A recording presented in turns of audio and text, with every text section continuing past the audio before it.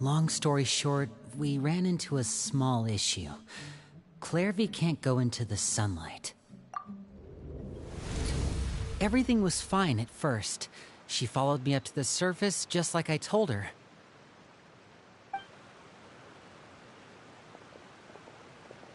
But as I led her out of the shadows and into the sunlight, she vanished. I turned around and there she was, standing at the edge of the shadows, silently watching me. Huh. Maybe she's afraid of sunlight, or... No, it wouldn't be her wish if that were the case. Well, we could always try pushing her into it. Oh, true. I've pretty much tried it all already. Nothing worked. Eventually, the sun went down, so all I could do was bring her back here. How did it go with you, Lynette? Good. I've got the list. It's right here. Really? Well, what are we waiting for? Let's take a look!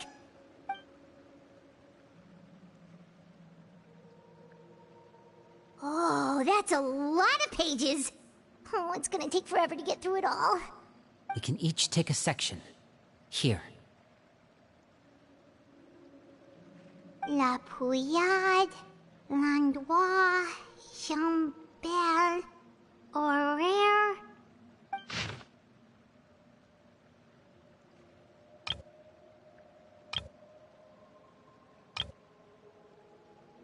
Oh, yikes. That Horaire guy has a huge scar on his face. He's kinda giving Paimon the creeps. Ah, I've met him before. The scar is from an injury he received during a mission. I still remember him joking with me about it.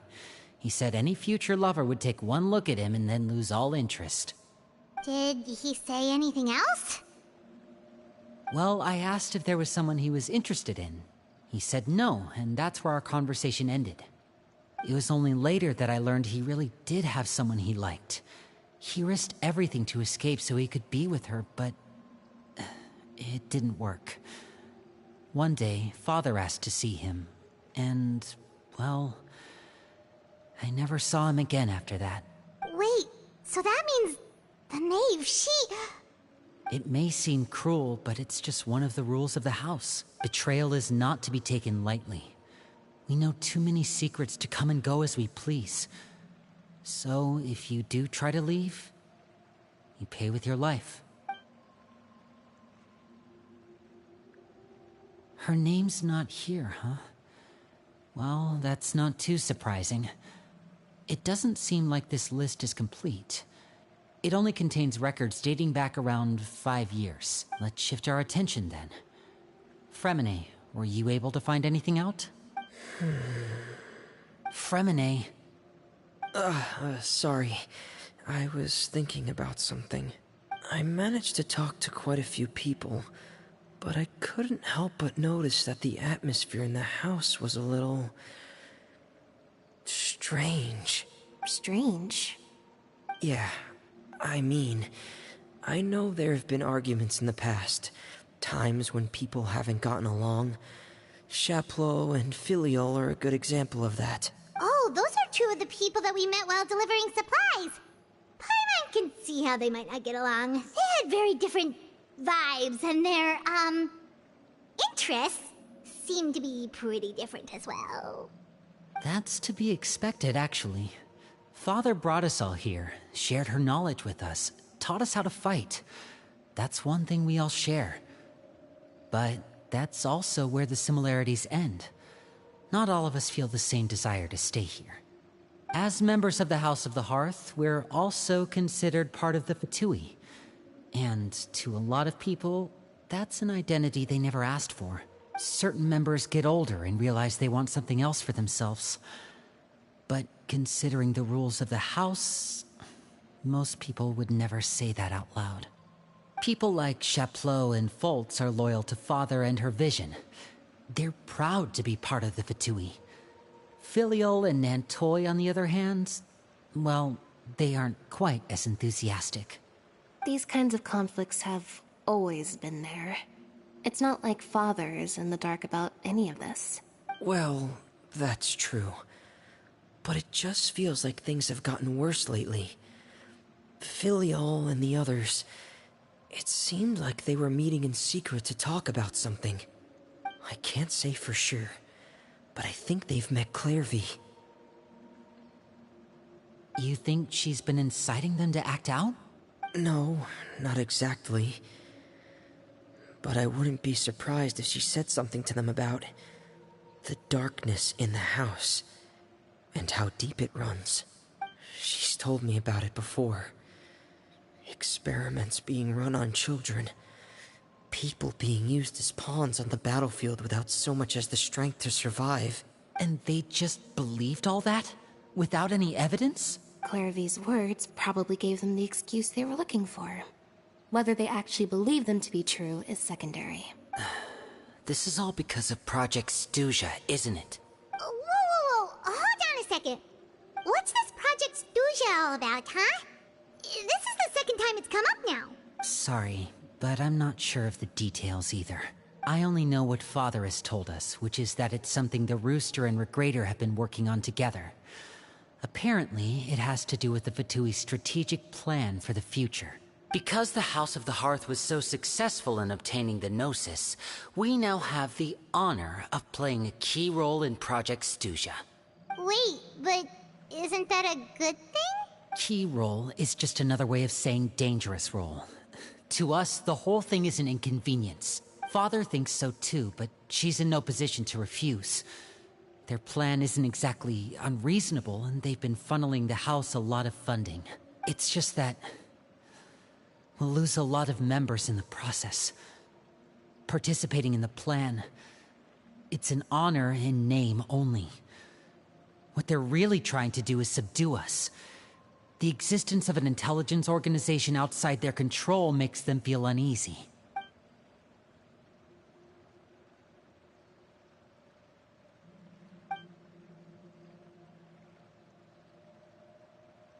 Okay, super complicated top secret Fatui business aside, what does all of this have to do with the conflicts you were talking about earlier?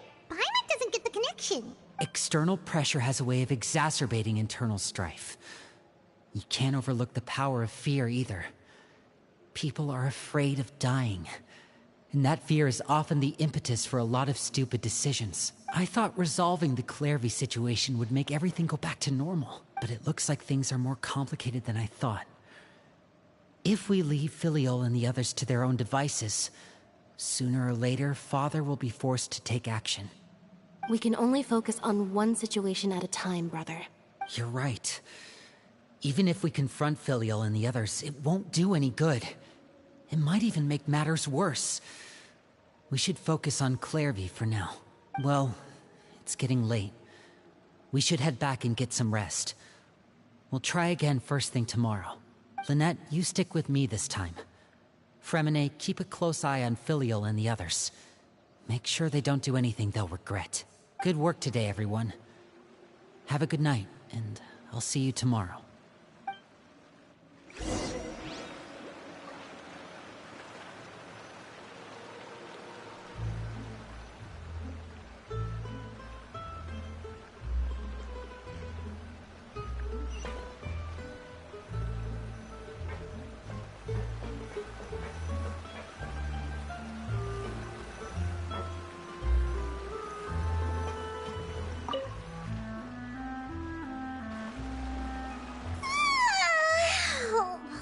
Looking forward to an early night, but she can't sleep at all.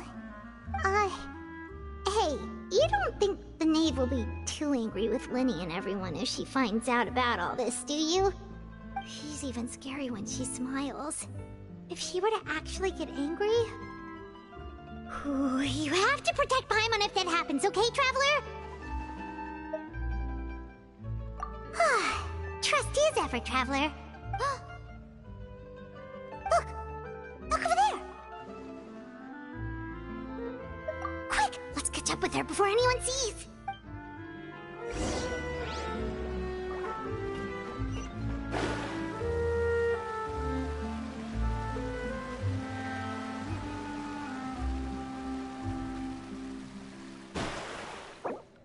Over there!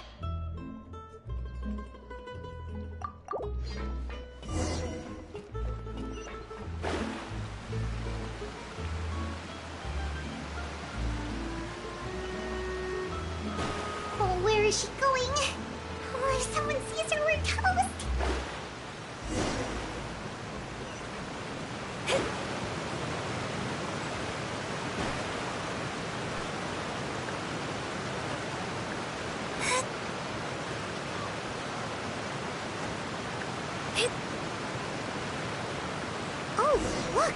She stopped!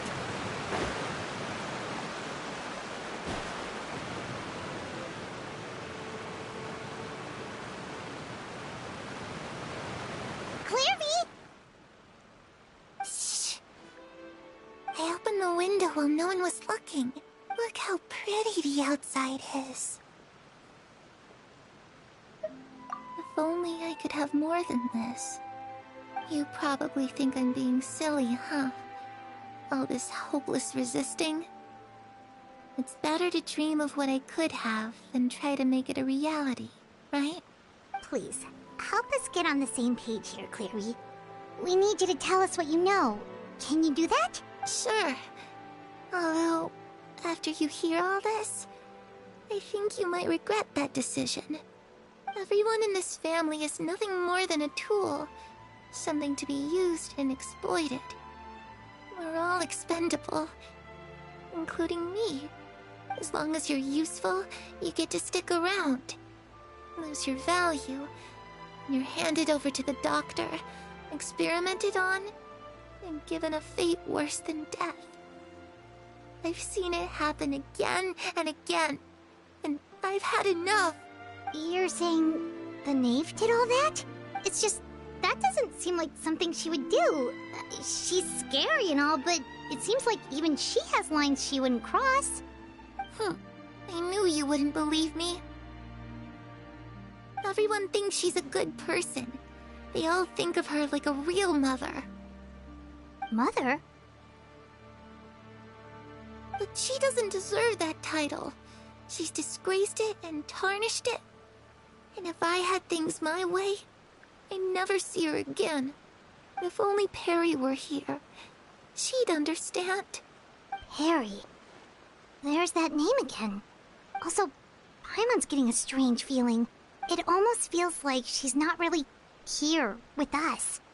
Paimon can't tell if she's actually talking to us or if she's mistaken us for someone else. Well, in any case, it seems like she really needs someone to talk to. We should keep her company for a little longer. She looks so young. But it seems like she's been through a lot. It's getting windy. I should close the window. Ooh, look at the moon. Isn't it pretty? Hey, wanna hear a secret? I heard that if you look up at the night sky in Snezhnaya, you can see the aurora. It's supposed to be super pretty. Even prettier than the moon tonight. Perry and I promised each other that once we're older, we're gonna go see it together. But I can't find her. I'm worried she's also been... No, that wouldn't happen to her. She's special. Mother likes her a lot. I should really go talk to Mother, but we just fought. She doesn't want to see me, and I'm too scared to face her. What should I do?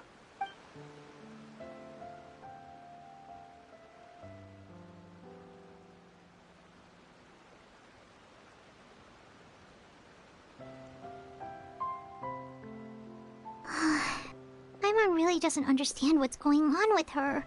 Well, let's head back. We've got an early morning tomorrow.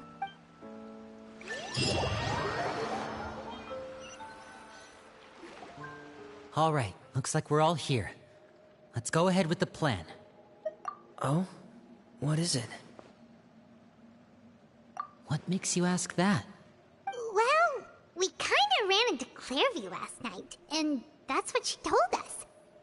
We met the doctor back in Sumeru. He's super dangerous, and he's done all sorts of bad things. It's possible that Father and the Doctor have had certain dealings, but I don't think Father would work with him. We're not really on the same side, so there's not a lot of trust between them. That doesn't exactly set the stage for a successful partnership. I did hear, though, that when Father first became a Harbinger, the Doctor offered to work with the House of the Hearth. Father rejected most of his proposals, except for one. It had to do with some sort of secret experiment. Secret experiment? Could that be what Clairvy was talking about? I don't think so. I don't know any details about the experiment itself, but I do know it's an entirely independent operation. The doctor only proposed a direction for the research. That was the extent of his involvement. I still don't think that counts as working together. The details of the experiment are confidential, but complete records are kept on all participants. That doesn't seem to be the case with the situation Clairvy referred to. I know you don't agree with some of the Fatui's methods, and I'm not asking you to.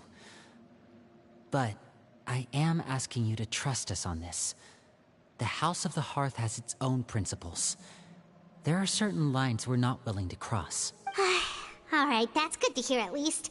Clairvy seems to think the knave and the doctor worked together to do something horrible. If that turned out to be true, Paimon doesn't know how he would even face you guys.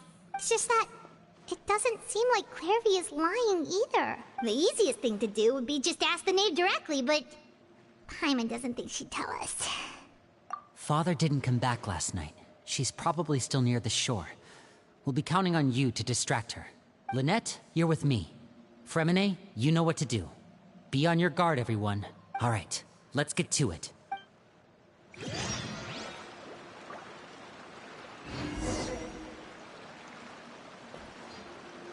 Where are we going today? Let's try somewhere further away this time.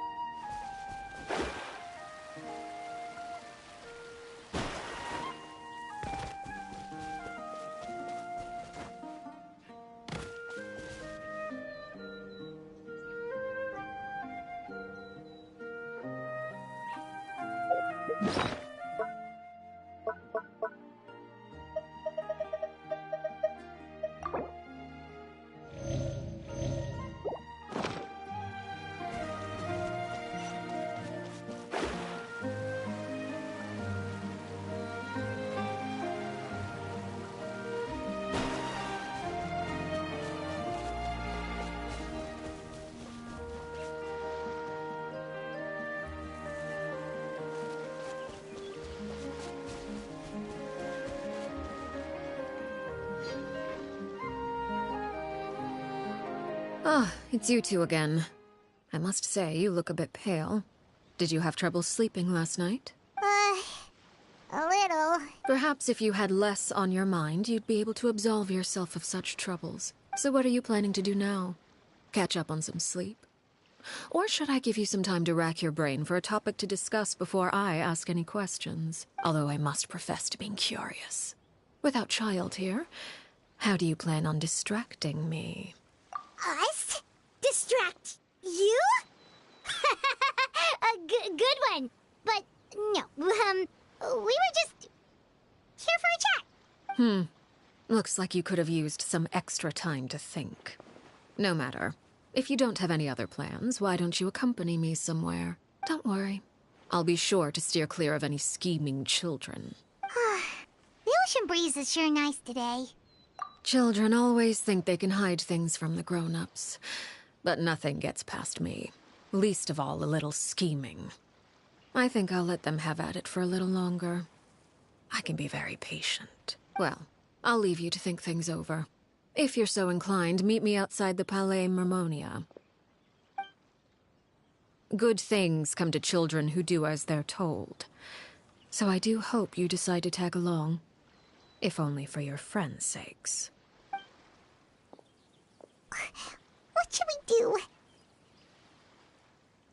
She clearly knows about everything we've been doing, and Paimon doesn't think it'd be a stretch to say she was threatening us just now.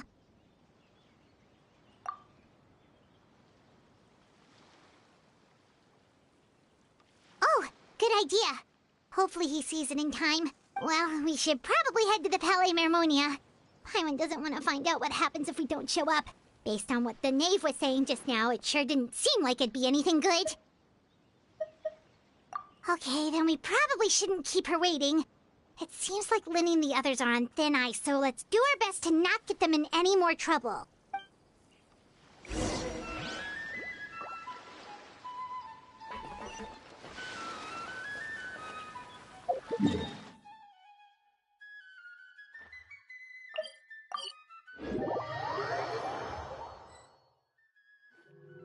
Seeing as we still have some time before my meeting, we might as well enjoy some pleasant conversation while we wait. I'm glad to see you get along with my children.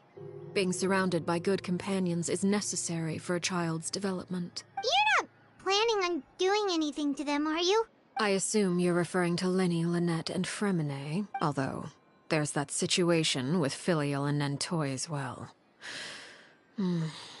It appears quite a few people have been acting out lately. No matter.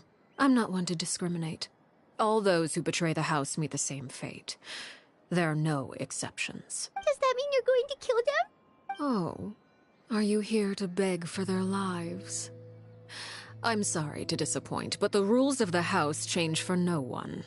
In my organization, everyone is responsible for their own actions. But don't you care about them at all? They really respect you. They even call you father. You must feel something for them. Any organization in which feelings come before principles is one destined for ruin.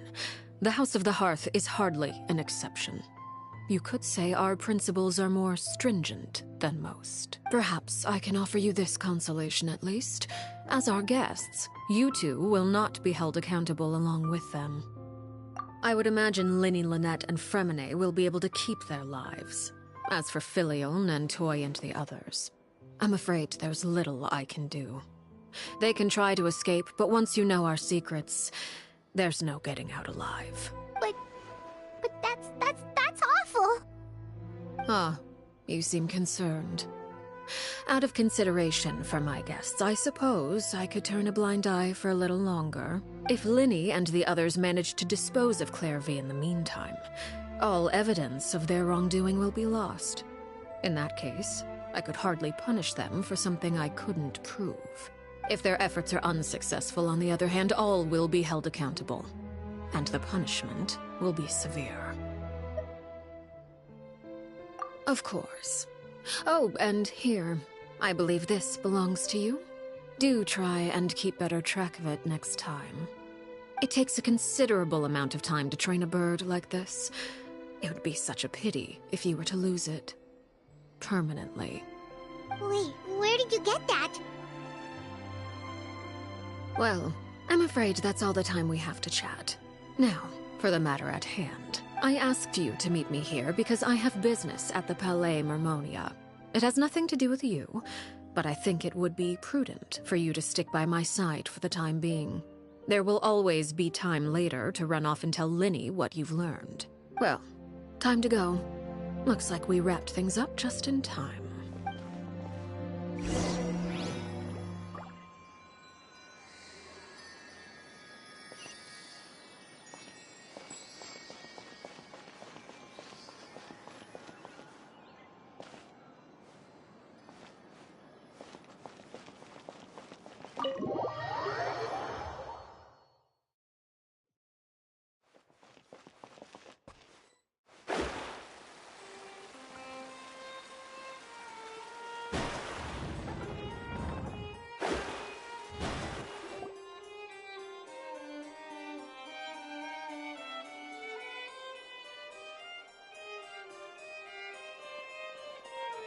It's been a while, Monsieur Neuvillette.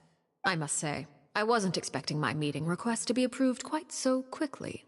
The Palais Mermonia operates with an efficiency worthy of admiration. It is only right that an esteemed diplomat such as yourself should be afforded the proper level of respect. Although, if I may speak plainly, I must confess that I did not anticipate we would have the occasion to meet again after presenting you with the Gnosis. I see you brought the Traveler and Paimon with you as well.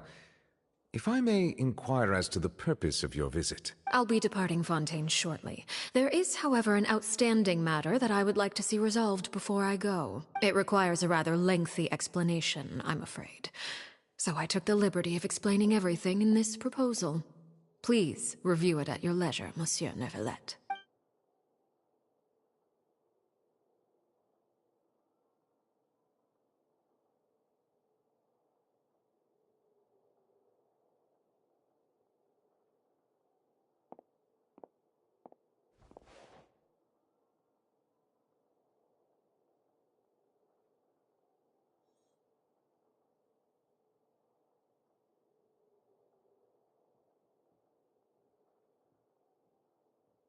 I understand your request. However, at the risk of causing offense, I must admit that I fail to see why you would wish for such a thing. I heard you have a certain fondness for water tasting, Monsieur Neuvillette, so allow me to use water as an analogy.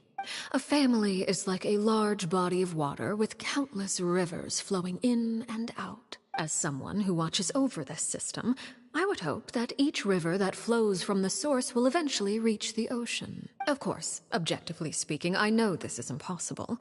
Most of the rivers will dry up along the way, disappearing into the ground and leaving nothing but a barren riverbed behind. Not all rivers are destined to reach the ocean, but I would not see their existence rendered meaningless.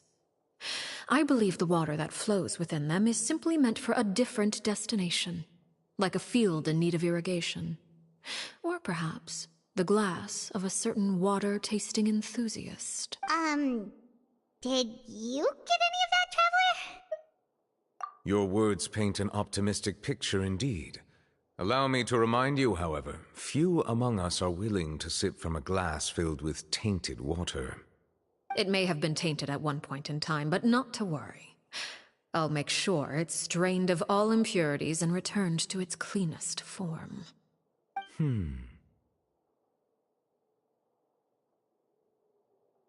I seem to recall there being a transactional aspect to your proposal. Perhaps you could expound on that? If you accept my proposal, Monsieur Neuvillette, I will gradually withdraw my forces from Fontaine, and, unless absolutely necessary, I will no longer carry out any special missions within Fontaine. I presume I can take your words to mean that, in the future, cases similar to the Tartuffe assassination will cease to cross my desk? Tartuffe? Ah, that thief who embezzled funds from all those charities, you mean? My deepest condolences to his family, but without any evidence, I cannot imagine how the House of the Hearth might have been involved in his passing. Of course, if you accept my proposal, Monsieur Neuvillette, I'm sure certain measures could be taken to reduce the frequency of such troubles. You choose your words carefully indeed. In that case, I am inclined to accept your proposal. My thanks for your generosity, Monsieur Neuvillette. Well, with that settled, we should be going now. I took the liberty of bringing along 2 bottles of spring water from Snezhnaya for you to enjoy. I do hope I get the chance to hear your impressions. Perhaps at our next meeting, yes? Indeed. I trust you would not overlook your commitment in the meantime. All right, Traveler Paimon. Time to go.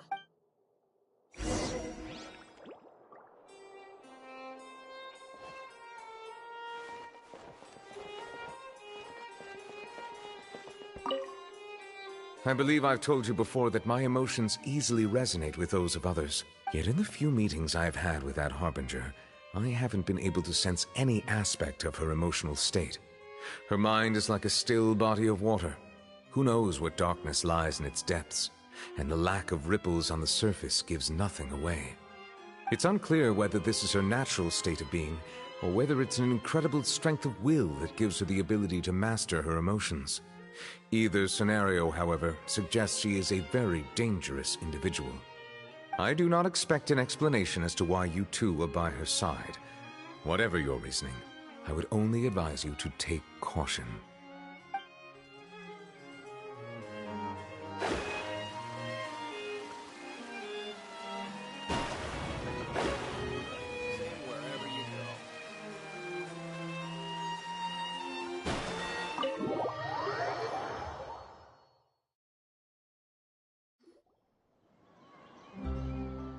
So, what exactly were you talking about back there? Paimon only heard you mention some rivers, a large body of water, and then some kind of irrigation scheme. You really want to know? I would imagine there might be more pressing concerns at the moment. Winnie, Paimon really hopes everything's going okay. Oh, Paimon recognizes that look. You've got your thinking cap on, don't you, Traveler?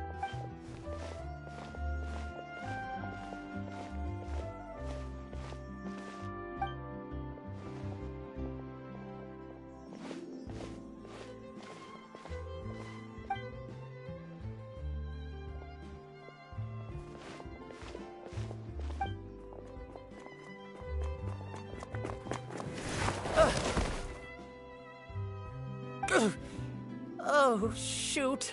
Are you alright? Oh, jeez. I'm so sorry. I was so focused on selling these papers, I wasn't looking where I was going.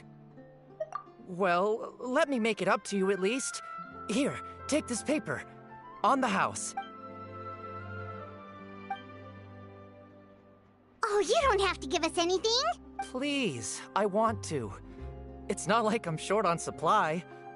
All the extras will be useless come tomorrow anyway. It's my fault, really. I was just trying to bring home some extra mora for the family, but I bit off more than I can chew. I haven't had many takers today, so I'm still swimming in papers. What's going on here?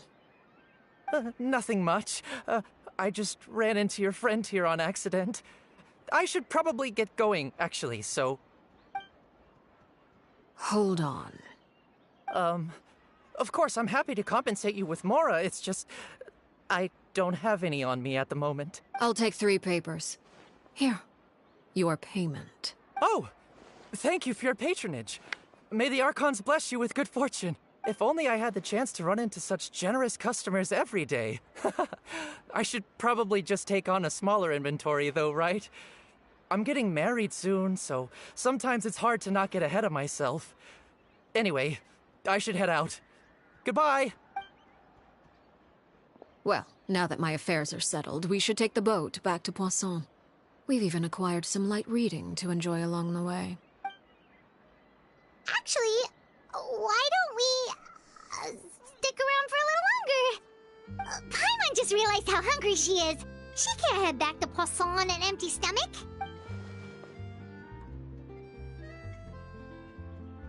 It appears you two are under the impression that delaying our return will somehow alter the situation in your favor.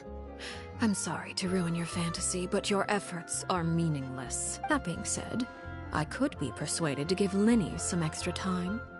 I just have one condition. If you agree to my request, I'll even answer some of your questions. You're quite curious about Claire V, are you not? And my relationship to her. Wait, why are you being so generous all of a sudden? You're not gonna ask us to do something bad, are you? You overestimate yourself. You don't have the talent for bad things. Then what can you possibly... The most important consideration in a negotiation is that both sides receive something they want. Demands and threats only get you so far. Wonderful. Here it is. When the time comes, make the choice that you deem most appropriate in the situation, and lend your help to the House of the Hearth. Okay, sounds normal enough. But what do you mean, when the time comes? When is that supposed to be? That is for you to decide. Then we have a deal. Follow me.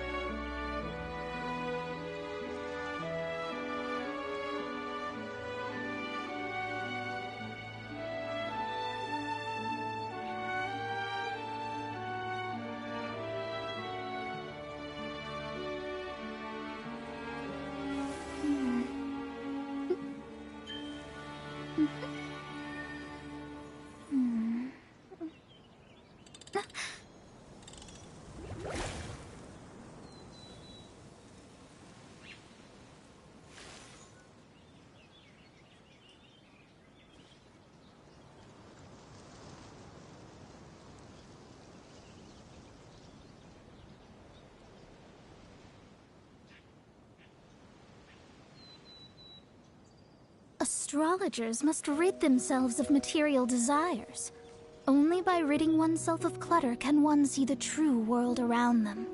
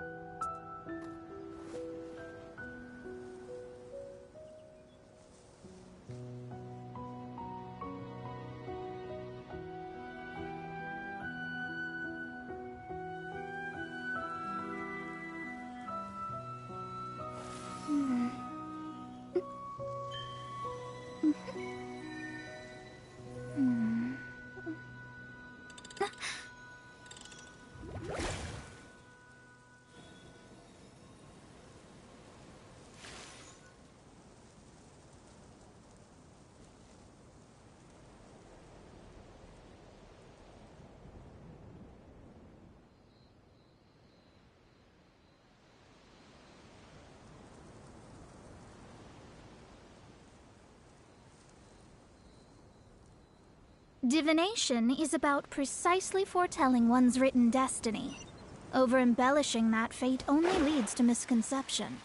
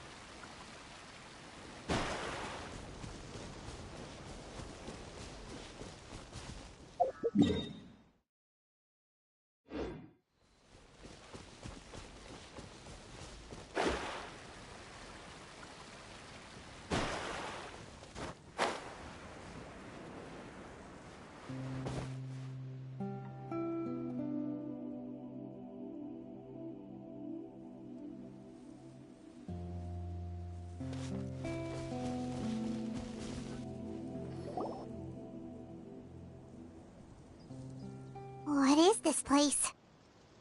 Somewhere long forgotten by everyone. It used to be a grand building.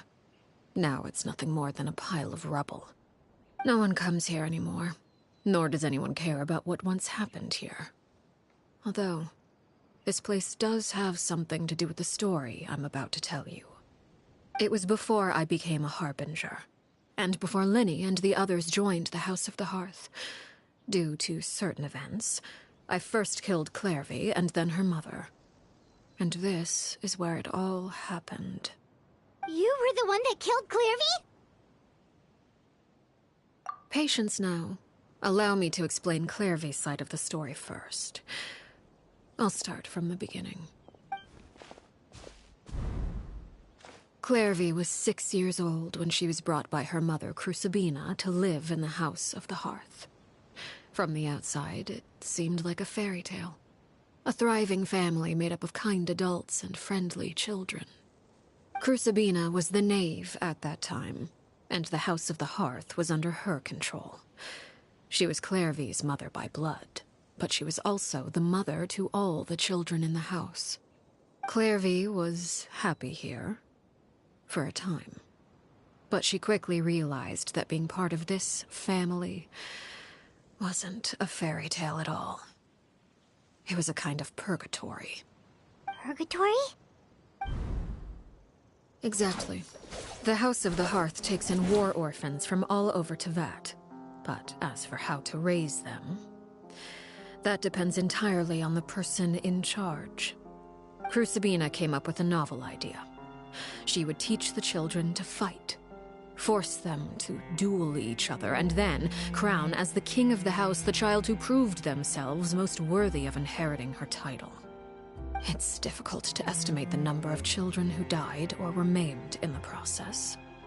There's little I can say about the ones who died. The ones that emerged with permanent injuries, on the other hand, well, they still served a purpose. They would be handed over to the doctor to be experimented on, or sent away on dangerous missions. Nothing more than tools to be used and then discarded. So those were the experiments Clairvy was talking about. But what actually happened to her? You said that Clairvy was Crucibina's daughter, so if Clairvy tried to convince her to stop what she was doing, Crucibina probably would have listened, right? Despite being Clairvy's mother, Crucibina cared little for her daughter. She forced Clairvy to join the House of the Hearth only as a means to demonstrate her own impartiality as a mother, to prove that she treated all her children equally. Clairvy did try to convince her mother to change her ways, but it was to no avail. After her efforts failed, the only other option was to rise up and try to fight back. Unfortunately, the other children had already been thoroughly indoctrinated into the illusion of happiness Crucibina had created. Of course, there was one exception. Someone Clairvy's age, who knew the truth about the House of the Hearth. Her name was Peruere. Wait, the friend that Clairvy mentioned? Friend, huh? I suppose we can call her that for now. Clairvy was a cheerful and passionate person with a tenacious spirit. Peruere, on the other hand, was rather cold-blooded. Her cold-blooded nature allowed her to see through Crucibina's facade. Yet, it was also this cold-bloodedness that prevented her from acting against it. At least at first. While Clairvy longed for freedom, Peruere was convinced that, amid all the fighting and violence, she would make it until the end. Despite their differences, the two became fast friends, united by their knowledge of the truth. Clairvy told Peruere that she hoped to create a real family, where no one would be killed or sacrificed. There may have been a certain naivete to her ideas, but Clairvy proved her determination many times over. She tried countless times to run away, ask for help, or expose the truth. But her efforts only earned her beating after beating. The only thing that kept her going was her strength of will. Even with her body racked with pain, she would still stand on her tiptoes and open the window at night. She and Peruere would look out at the moon together, a fierce longing for freedom shining in her eyes. But one day that light simply vanished. Oh no. What happened? Her hopelessness resulted from a culmination of things. 10 years had passed. 10 years worth of failure after failure. She and Peruere weren't children anymore, but finding any chance to escape still seemed as hopeless as ever. It was during this time that Peruere suggested a new plan. If escaping was out of the question, why not take down the very person sitting on top of this throne of lies? Mother herself. Clairvy rejected that proposal. She claimed that, as a famous harbinger, Crucibina possessed an unimaginable amount of power. Trying to kill her would have an incredibly low chance of success. Clairvy never gave another reason, but Peruere could see it written all over her face. Clairvy still thought of Crucibina as her mother. Killing her own flesh and blood was a line she couldn't bring herself to cross. If she couldn't escape and fight back, then only one option remained. Precisely. Death was the only way that she felt she could be free. It happened during a duel. When she arrived at the dueling ring that day, her partner turned out to be none other than Peruere, the very person that had stood by her side all those years. It was a fierce battle. But ultimately, Clairvy decided to let Peruere end her life. From that moment on, Paraware's journey was one written in flames.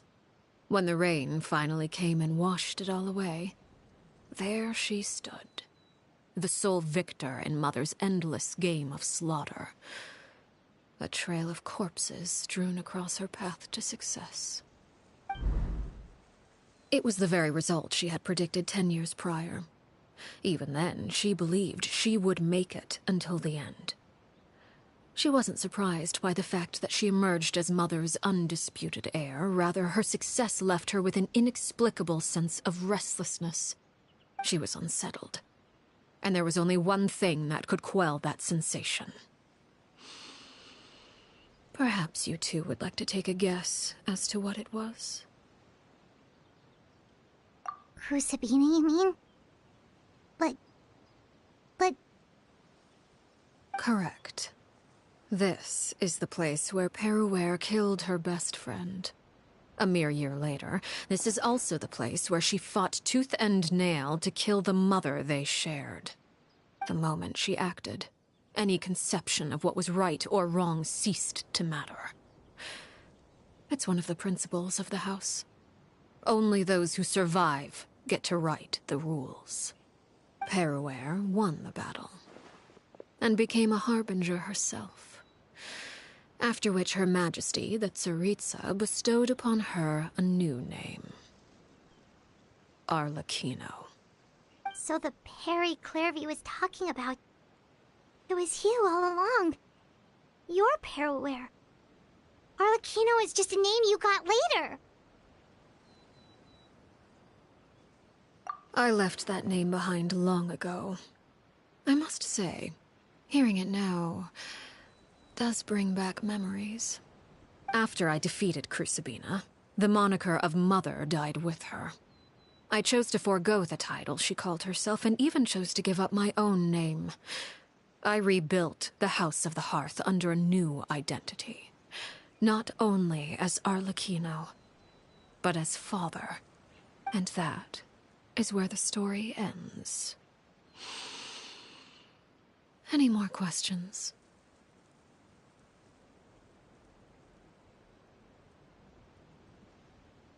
Yeah. Based on what you just told us, Clairvy wasn't a little kid when she was killed. So the Clairvy we met... Was she really a spirit at all? I suppose you could call her an illusion born of flame. Her existence is like ashes to a fire. Something left over in the wake of blaze and ruin. You see, a certain power runs through my veins. It's not unlike a curse. My flames leave behind shadows of anything they consume. Of course, the chances of those shadows morphing into a sentient entity are exceedingly slim. Clairvy is a very special case. Clairvy died when she was 16 years old, but what emerged from the flames was her 6-year-old self. Her appearance wasn't the only thing affected. Most of her memories were lost to the blaze as well. Memory is a mysterious thing indeed. Losing a portion of your memories will alter your sense of self. Lose 10 years' worth, however, and it would be like living in the past. Like returning to a version of yourself that never grew up. No wonder Paimon got such a weird feeling when we were talking to her. Perhaps I should put it this way. Clairvy is someone trapped in time. It may seem like she exists with us in the present, but she truly lives in the confines of her own past. So if all of that is true, then you must have known about Clairvy for a long time. Indeed. She's a rather volatile and unstable entity. Sometimes she would look after the children. She's even saved some of their lives. But other times, she would hide from me and become obsessed with revealing the truth about the house to anyone who will listen. Shadows don't have the capacity to learn or grow. Any new information they encounter is quickly forgotten over time. Your attempts to expose Clairvy to sunlight They failed, yes. The reason is actually quite simple. In Clairvy's mind, the house is impossible to escape, and it is this very perception that traps her there. But no matter. All I have to do is kill her again, and all will be resolved. I don't anticipate so much as a single speck of ash will be left behind this time. Wait! Paimon can understand why you might want her gone, but isn't there another way? So what if she's trapped in her 6-year-old self? She's still your friend! At least talk to her first! It's too late for that. She broke the rules, and now she must be punished. That goes for Filial and Nantoy as well. She's had quite the effect on them. I hope you understand. The difference between Crucibina and myself lies in our formulation of the rules, not our policy for enforcing them. Upholding the rules without question is a trait we both share, because that is how a household should be run. Is this really what you want to do? Whatever could you mean? Don't you want to say a proper goodbye at least?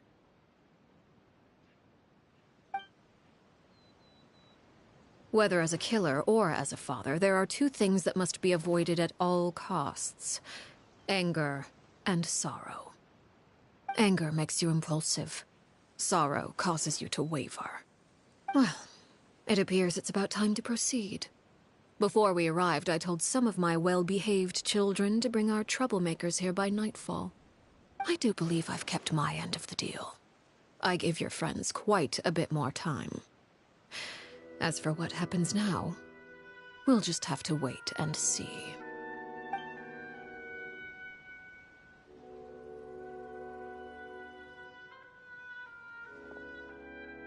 Here they are, Father.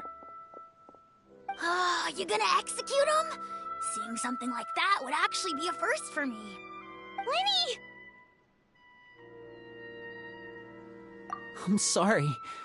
I heard about how you helped buy us more time. But I still failed. I couldn't find a way to fulfill her wish. Huh? Are you... Perry? Indeed, it's been a while, Clairvy. Perry! Shh. Stay right there. I'm sorry to postpone our reunion, but first I believe certain scores need settling.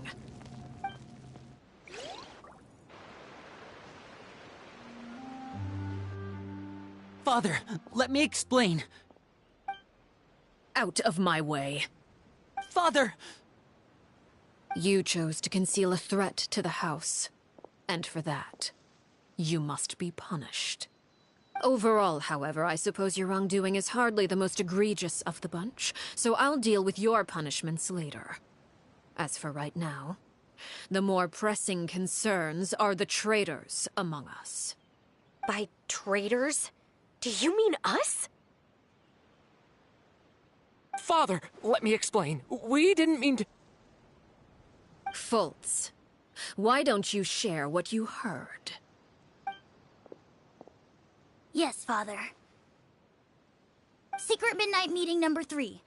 Participants: Filial, Nantoy, Sato, Toddy. Nantoy clearly said, "If only Father wasn't the one who took us in." Sato added, "I'm sick of this life. I just want to live as a normal person." Filial was the worst of them all. She called us crazies and said a bunch of mean things about Father. I did not! You're lying! Fultz is trying to frame us. It's not like I'm the only one who heard those things. After that, you and Toddy and a bunch of other people started talking about Clairvy. You were using all those things Clairvy brought up as an excuse to question Father.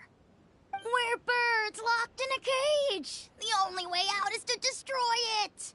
That's what you said, wasn't it? You little... You just want me gone, don't you? What did I ever do to you, huh? And you, Sheplo, have you forgotten who stood by your sickbed, watched over you, and changed your dressings? Come on, let's hear it then. What's your reason for all this?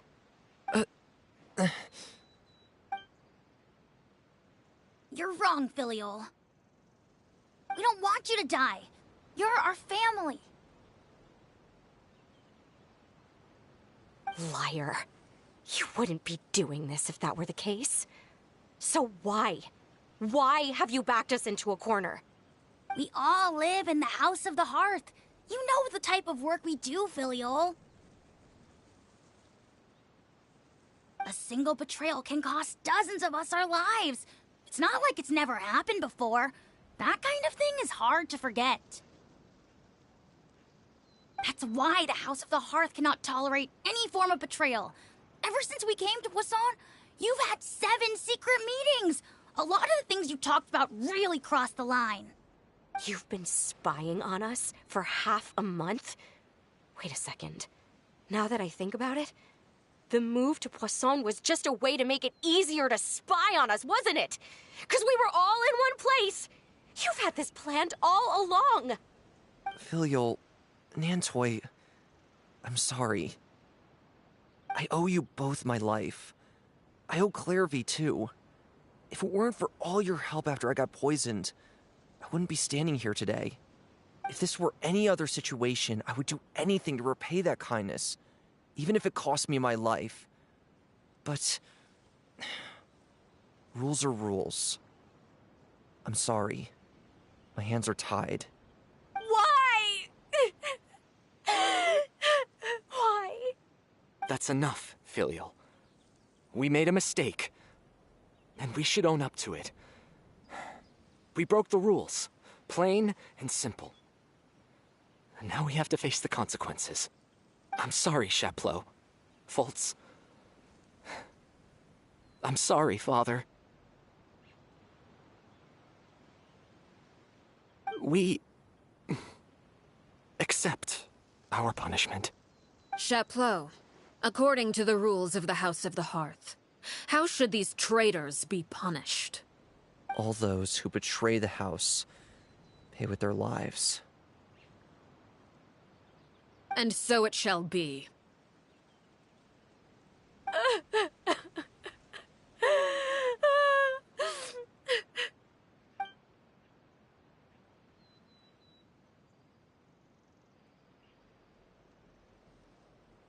Father, please wait! Something you want to say, Linny? Please reconsider, Father. What Filiol and the others did, does it really count as betrayal? We all come from broken families. From the very first day we joined the House of the Hearth, we wanted nothing more than to make it a real home. But the truth is, none of us know what a real home should look like. I'm not saying I have all the answers. All I know is this. Killing Filiol and the others may uphold the rules, but doing so will only bring us further away from being a real family than we've ever been. So please, Father, please reconsider. I agree with Linny. Father, please. Linny, you...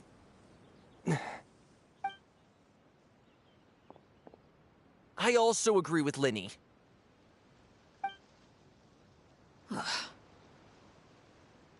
An order once given cannot be rescinded.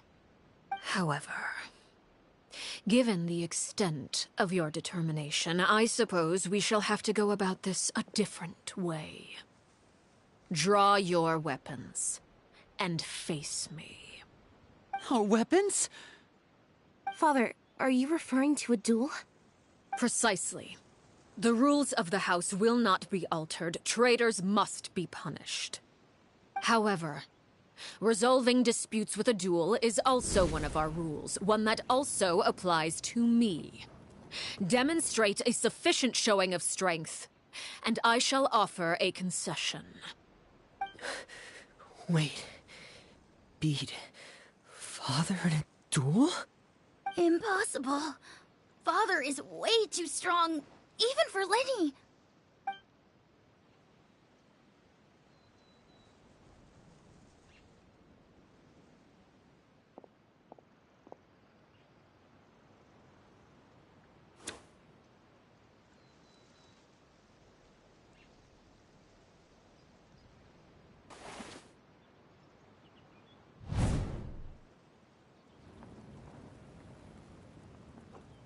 Did you hear that, Traveler?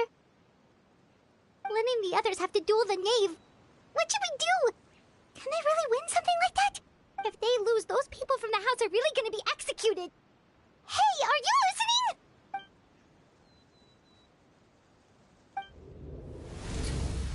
Don't you want to say a proper goodbye at least? Anger makes you impulsive. Sorrow causes you to waver.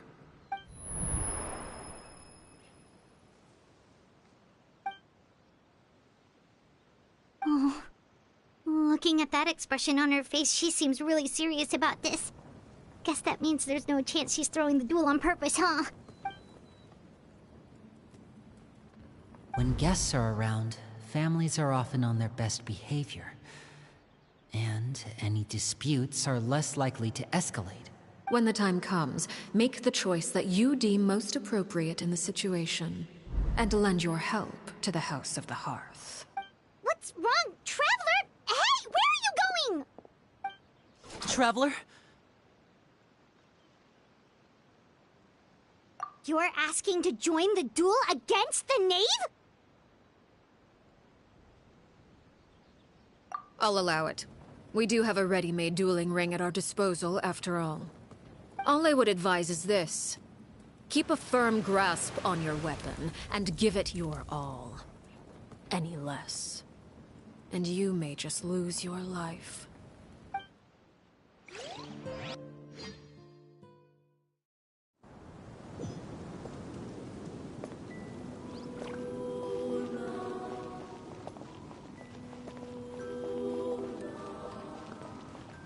Spare your energy. Running is of little use. Closer now. Shadows of fate! With these rising flames!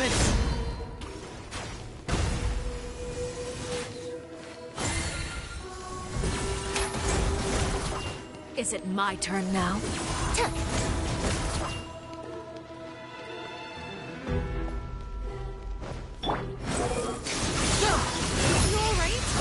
My turn.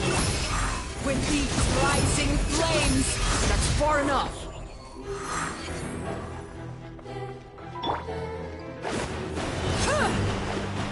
Delved into destiny. Too late for regret. Spare your energy. Running is of little use. Try to pace yourself. Now that's more like it. With these rising flames! Is it my turn now?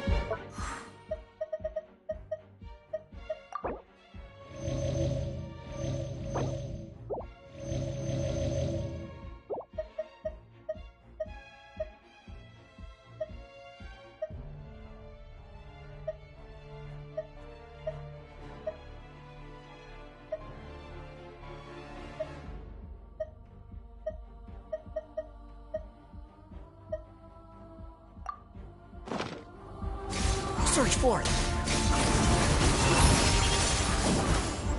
Cry louder! Watch out for Father's movements! Spare your energy. Running is of little use. With the fall of darkness, destruction shall rise. Have a taste of purgatory. Over here! Is it my turn? Search for it! Upon the gale. Don't underestimate me. Spare your energy. Running is of little use. With these rising flames.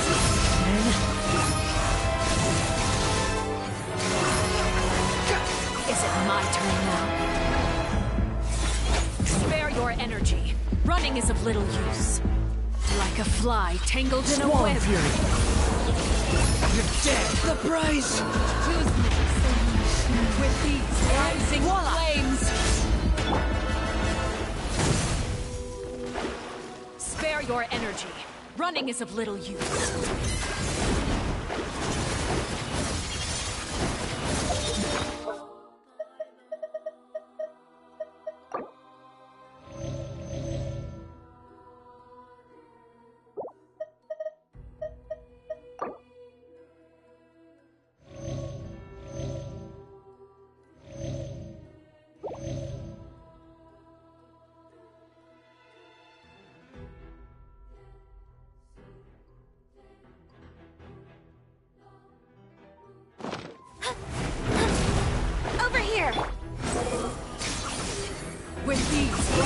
flames! Upon the gale.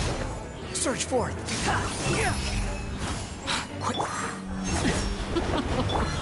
Congratulations! Trapped like a bunch of helpless ants. Show's over. Who's next? Shoot! Not bad. You've proven to be a worthy opponent after all. I'm used to this.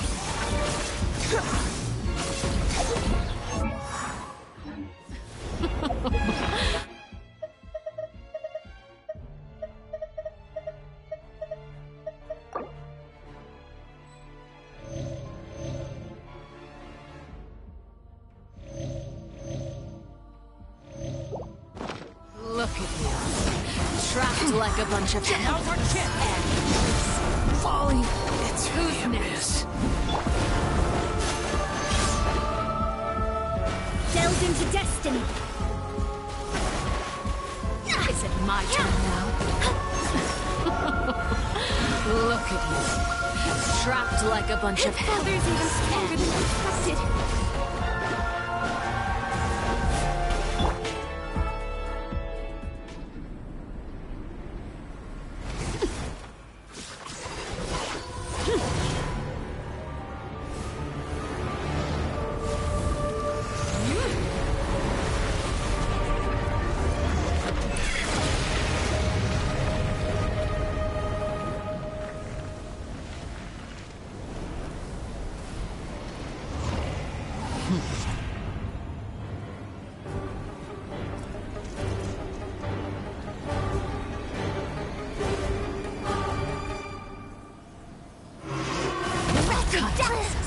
A scholar's journey shouldn't end.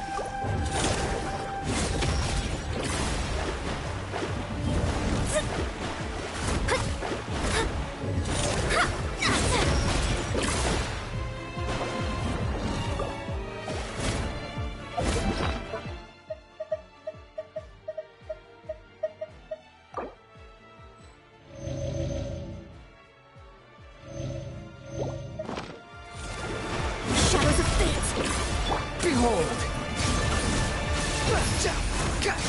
Upon the gale. Your punishment made manifest. Over here!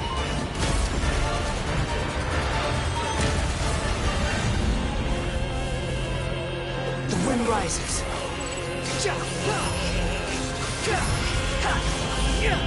Upon the gale. Your punishment made manifest.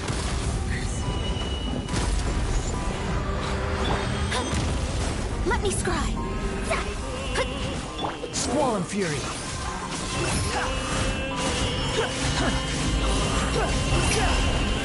Your punishment made manifest.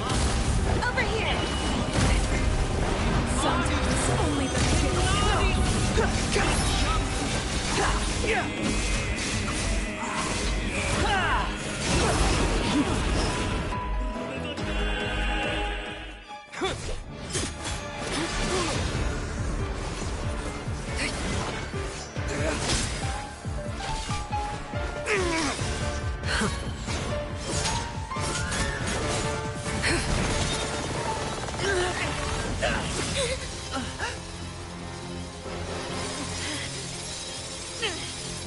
You should know better than to crowd in one place.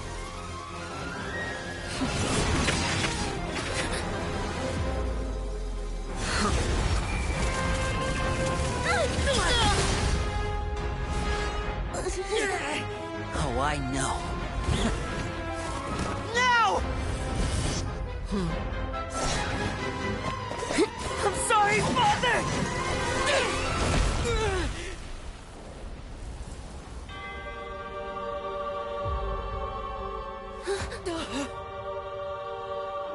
Sorry for what? This pitiful excuse for an attack.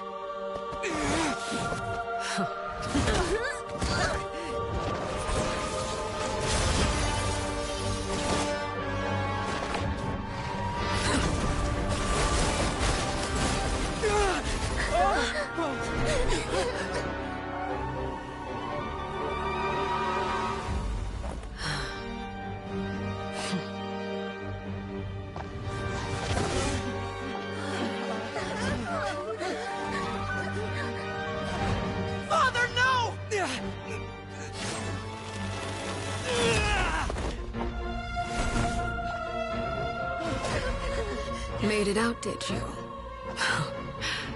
You're stronger than I expected.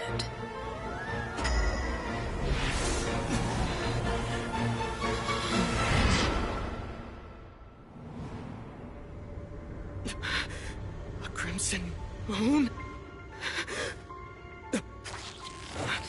I can't move.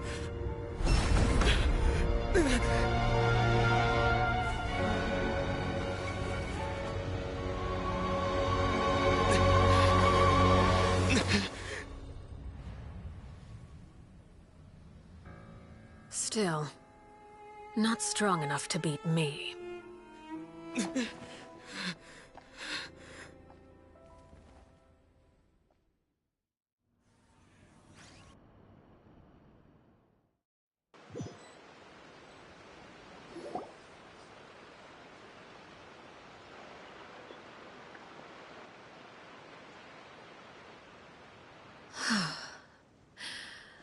I believe we can end things here. It's not often that we get to enjoy the company of guests, after all. We wouldn't want things to get too out of hand. Brother, are you alright? Lenny. Given that I am the victor of this duel, as agreed, the punishment stands. No! I never thought things would end like this.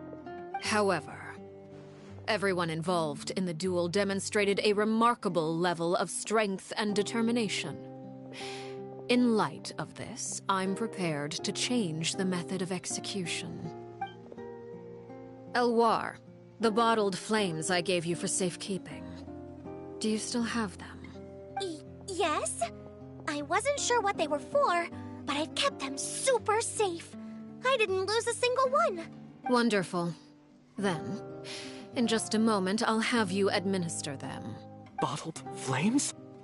Indeed. They're the product of a secret experiment. Under certain special circumstances, flames can be extracted from my person and preserved. Once ingested, searing pain will spread across every inch of your body. No harm will come to you physically, but your memories will be burned away, if you can withstand the pain. When you awake, you'll have forgotten everything you know about the House of the Hearth, and will be expelled from the organization. In other words, administering this concoction will kill the version of you that grew up in the house, and give you a new identity.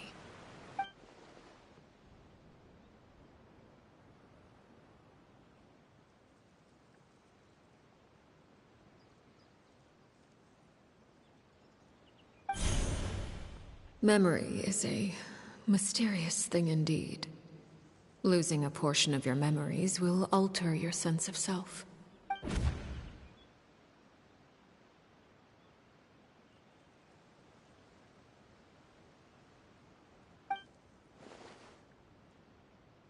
So, you're just letting us go, Father? You misunderstand. Memories are extremely important. Once consumed by flame, the version of you standing before me will die, and our secrets will die with you. So no, I don't intend to just let you go, because the person who survives will be nothing but a stranger. Even so, I won't have to live in fear anymore. I'm sorry, Father. I'm sorry I let you down. But I really... Don't cry, Filial. You haven't left the house yet, so there are still rules to be followed, yes? Remember what I taught you. Anger makes you impulsive, sorrow causes you to waver. Don't let yourself be controlled by your emotions. Of course. I'll remember. Dry your tears, and go pursue the life you really want. Yes, Father. Chaplot, Fultz, Elwar, take them back to Poisson. And bring Linny and the others as well. I prepared 3 extra vials of bottled flames. As for whether to take them, the choice is yours. Goodbye, children. The next time we meet, I will no longer be your father. Thank you for all you've done for the house. I hope you have bright futures ahead of you.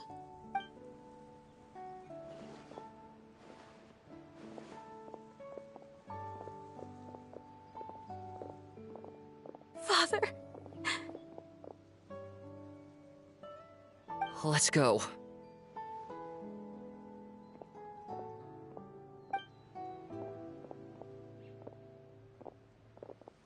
Here, grab my arm, Linny. I'll help you walk back. Thank you.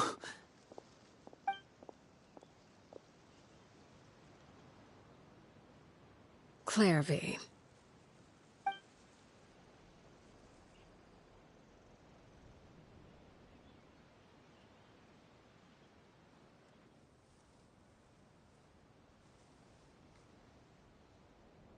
Can we talk now? I've been waiting for a super long time. You really are Perry, aren't you? I haven't seen you in so long. How come you're all grown up? Wait, did I somehow travel to the future on accident? Or am I dreaming? What a long dream. Neither. You died, Clairvy. That's what happened. You could have at least sugarcoated it a little. Look, she's that speechless.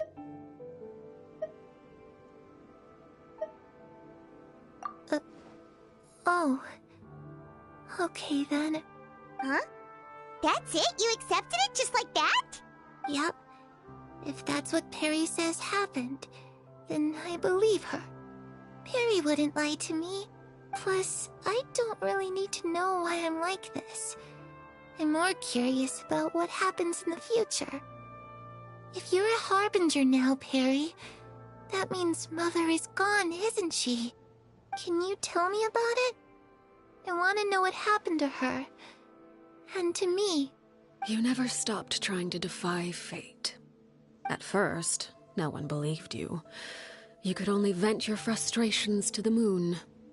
In fact, you often sought comfort in the night sky. You wanted to see the aurora, so one night we promised each other we would go to Snezhnaya to see it together.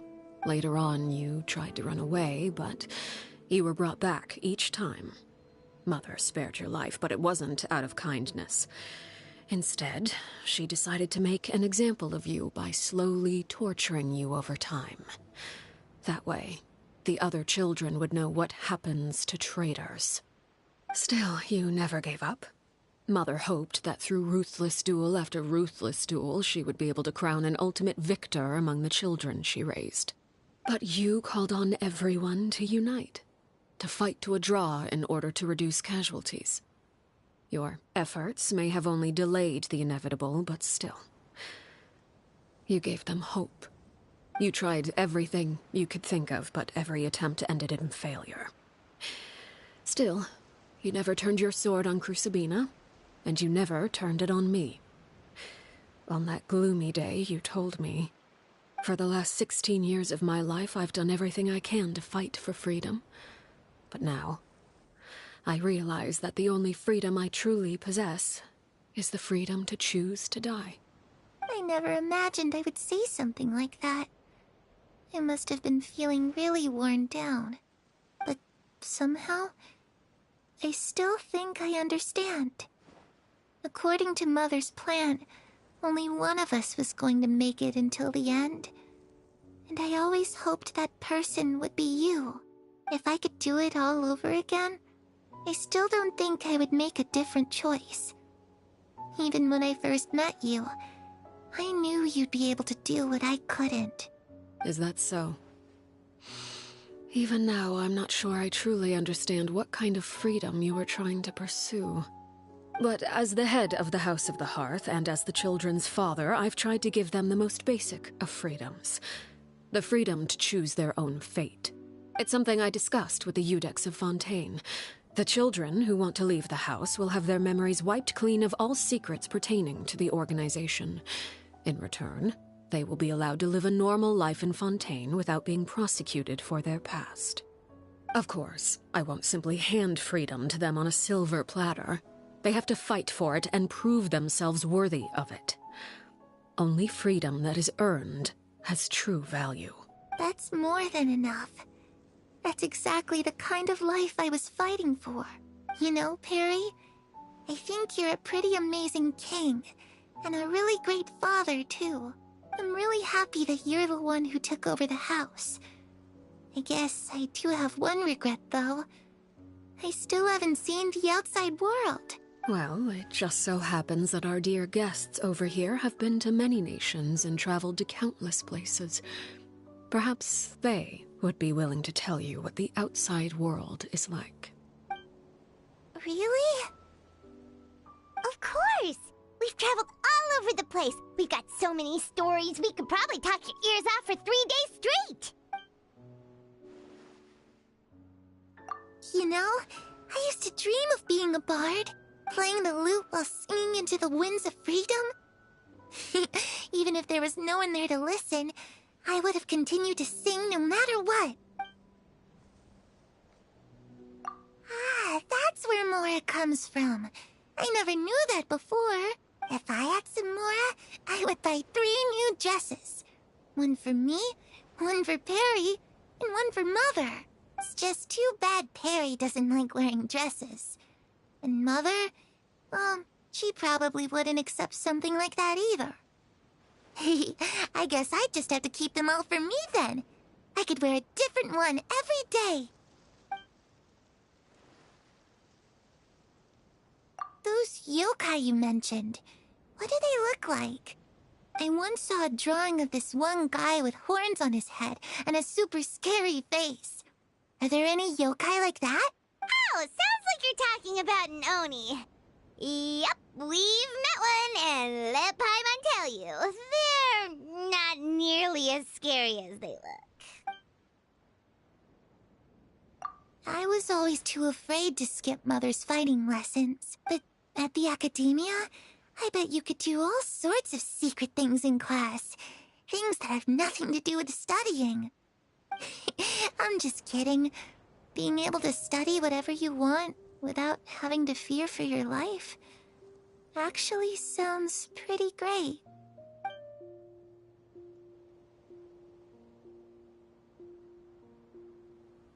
The situation was super dangerous. Lenny and Lynette were accused of committing a crime, and they were going to have to stand trial at the Opera Epicles.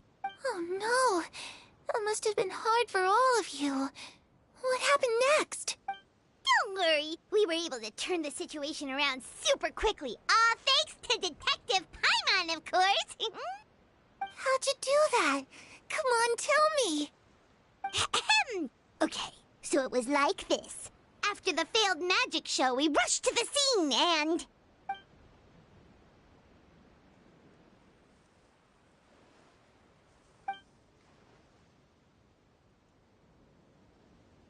Shadows don't have the capacity to learn or grow. Any new information they encounter is quickly forgotten over time.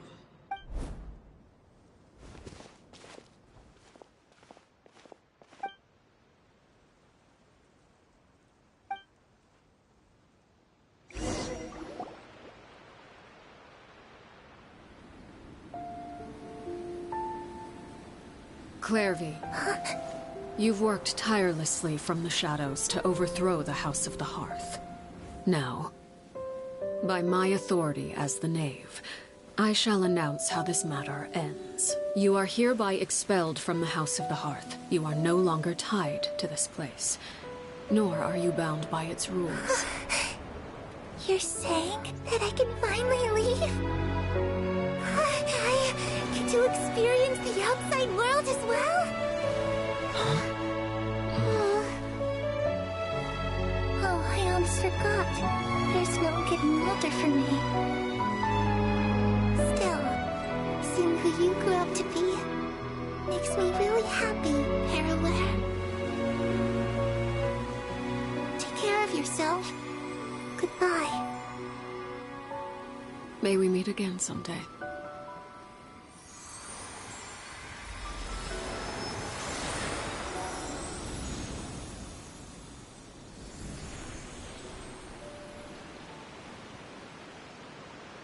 Clarvy.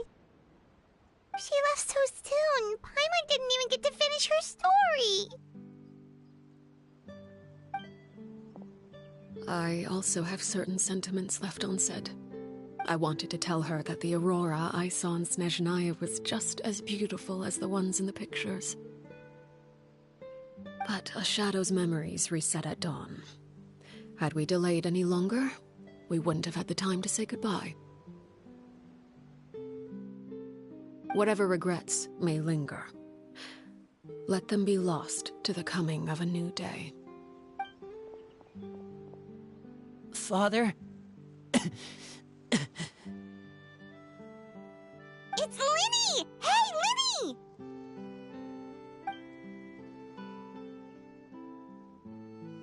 What is he doing back here? Let's go check it out.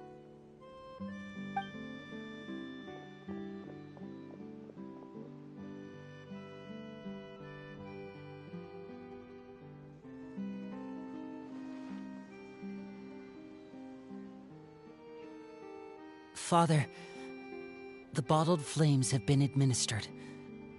Filial and the others have left the house. And you? What have you decided? Thank you for giving us that choice, Father. But we never wanted to leave the house. It's the only home we've ever known. Lynette and Fremine feel the same way. They're recuperating back at the Hotel Bouffe d'été. But I decided to come back and tell you where we stood. I'm sure you're well aware of the expectations I have for you. I want you to follow in my footsteps and become the next king of the house. Yet you seem to have different ideas, I must admit. I'm rather surprised by your decision to stay. There's nothing wrong with choosing to live a quiet life. Leading this organization is a heavy responsibility, one not so easily carried by someone forced onto the throne. I just never understood what you saw in me. What made you believe I was deserving of that throne? You're brave, talented, and, most importantly, you cherish your family. You would do anything to protect them. Even if it costs you your life.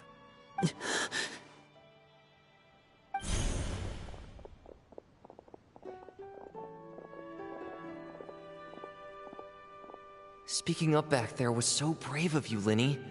It's all thanks to you that we were able to convince Father to back down. You're a hero, Linny. Hero? Father is the real hero. Had Father gone all out during the duel, there's no way I would have walked away with my life. She must have had it all planned from the beginning, from the very moment she suggested a duel. I'm not deserving of that title. I'm not strong enough, or smart enough. You're wrong. In my opinion, all you need to be deserving of the throne is conviction, and the necessary strength to act on it. We may have different ideas of what it means to be a family, but you can hardly be said to lack conviction. What you truly lack is strength. For someone of your talent, though, that's something that will come with time. Even without that strength, you still chose to face me in a duel, even though the odds were stacked against you. That capacity to honor your convictions is what I truly see in you. Father. No one knows what the future holds, what tragedy or triumph may be in store. Being at the head of this organization requires the strength of will to face whatever comes. Caution will only hold you back. If reaching a certain standard were required to go after what you want, I would never have succeeded in killing my predecessor. Back then, there was still a considerable gap between our abilities. Strength may decide the ultimate victor, but those who let a lack of strength dictate their decisions or undermine their convictions will never be worthy of the throne. I understand, Father. Thank you. Children must grow up to surpass their parents. Only then can a family continue to flourish.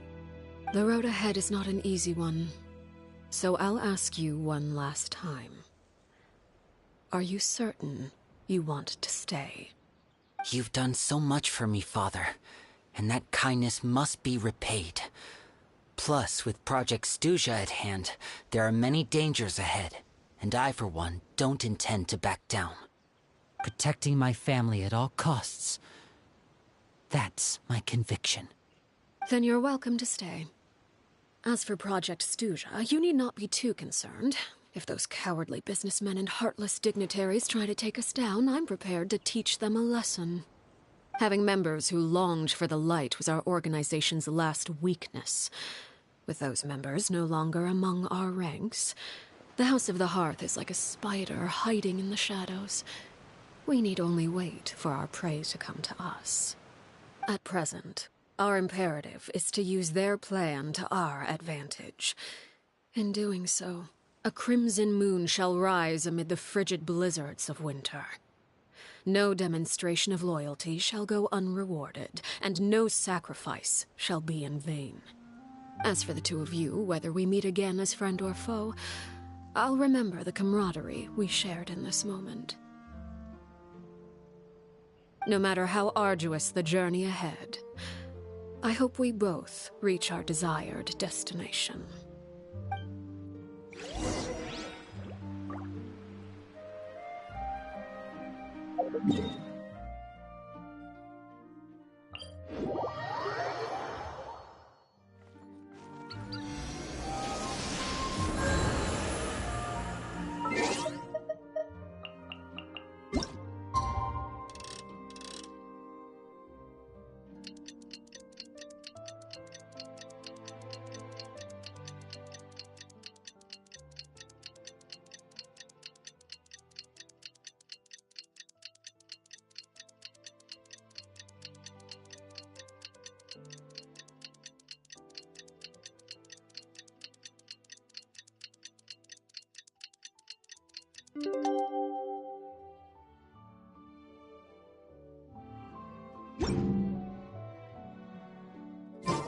There's no need to... Didn't Linny say that Lynette and Fremine were recovering at the Hotel Bouffe d'été?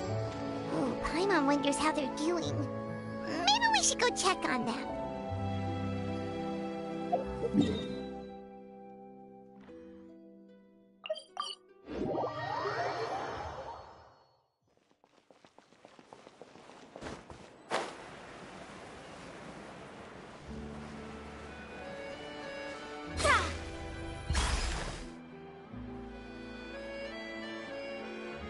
Lynette? Fremine? How are you feeling? Much better. Whew, what a relief! What about you? Are you feeling alright? I knew you'd come out unscathed. Us, on the other hand, well... we've been bedridden for 2 days. I couldn't even turn over. Oh, and I wanted to ask, is Clairvy... gone? Linny and the other members have left Poisson and returned to the House of the Hearth. According to him, there haven't been any more sightings of a spirit roaming the house. I see. I'm glad. Father came to check up on us 2 days ago and told us about what happened with Crusabina and Clairvy. Actually, I've met Crusabina before. Wait, what? You've met the former knave? Crusabina died a year after Clairvy. It was during the year between their deaths that I joined the House of the Hearth. Crusabina had an extremely cruel and radical way of doing things. While she was alive, the atmosphere in the house was suffocating. When I joined, though, the experiment she valued so much had already come to an end, and all the people involved, dead and injured alike, were gone. Crusabina never talked about the past with us newcomers. A couple of months after I joined, Father killed Crusabina and burned all her files. With that, the names of all the people subjected to her experiments, Clairvy included, were lost to the flames, along with the painful memories they represented. Father took in Linny and me a couple months after that, but she never mentioned anything about Crusabina or Clairvy. It really seems like something she was planning to keep to herself. The last time you talked to her, did she mention why she kept it a secret for so long? She said she didn't want us to be affected by the darkness of the past. She was worried we'd develop a false sense of gratitude towards her if we knew about it. The foundation of a family should be free of any corrupting influence. Whatever happened in the past, it has nothing to do with who we are now. And that's what Father told us in the end. But I still thanked her for everything. It was only after hearing about what Crucibina did that I finally realized how insignificant our lives could have been. The members of the house meant nothing to her. To say that she valued them in any way, even just as a tool, would probably be giving her too much credit. If Father hadn't taken over the House of the Hearth, I probably would have already... Father rarely brings up the fact that she saved us. She doesn't believe that being indebted to her should be what ties us together. But even if we didn't owe her anything, we would still choose to stay. Because this is our home. We may have arguments or times when we feel wronged. Some people may even choose to leave. But as long as Father is here, we will always have a home.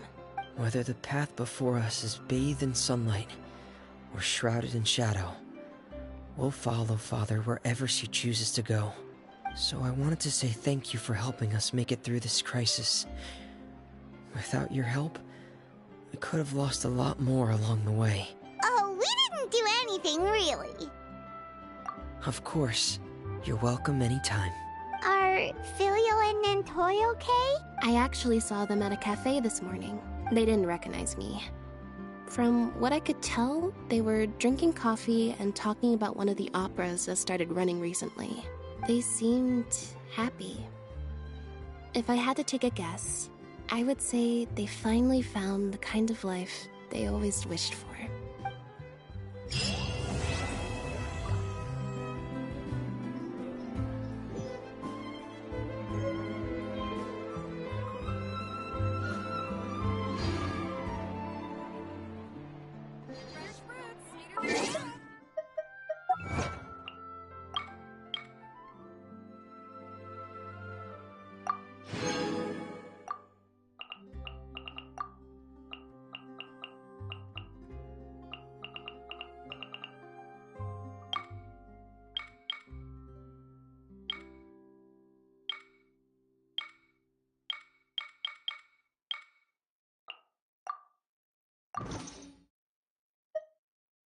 Fate is called as such, for it cannot be changed, nor can it be reversed.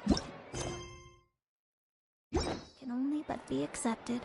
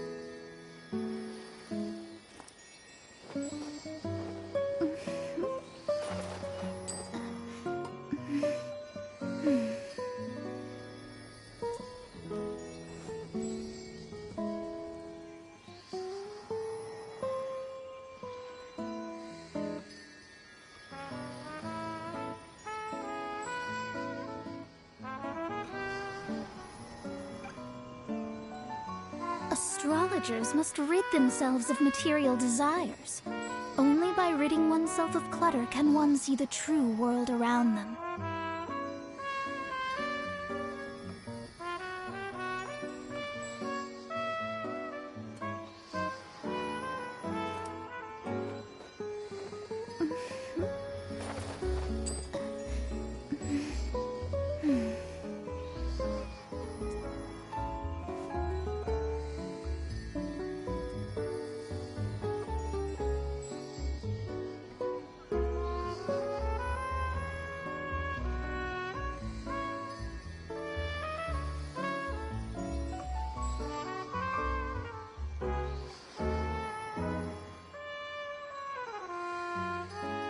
Fate is called as such, for it cannot be changed, nor can it be reversed. It can only but be accepted.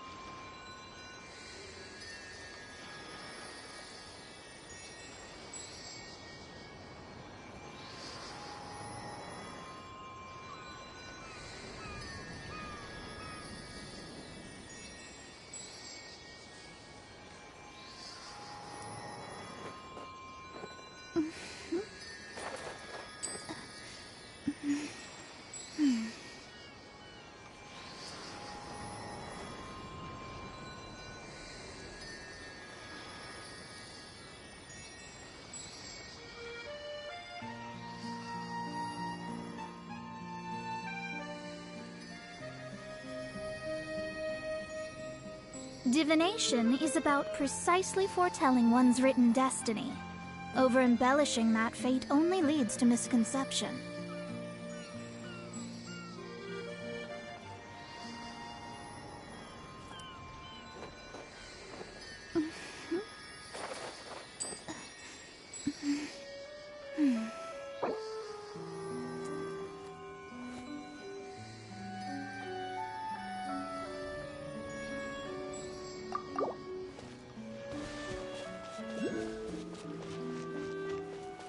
Barbarians have been getting uppity of late. We must step up our patrols.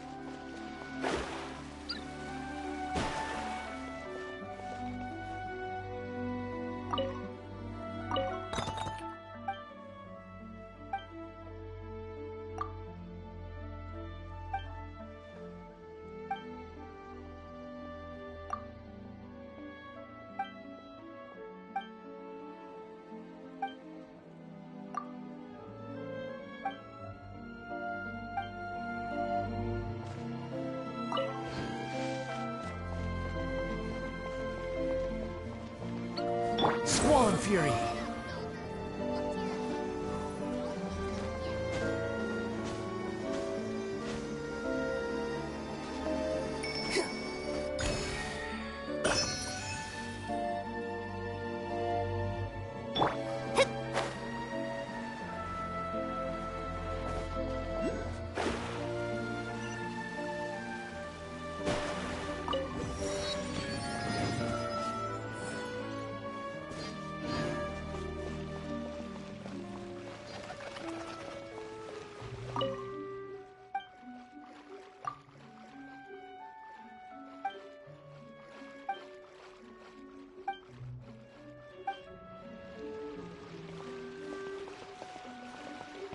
What sort of fish should I cook today?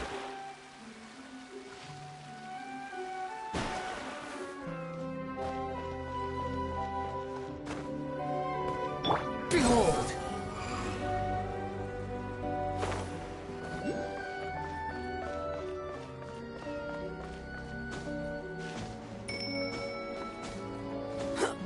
The wind rises.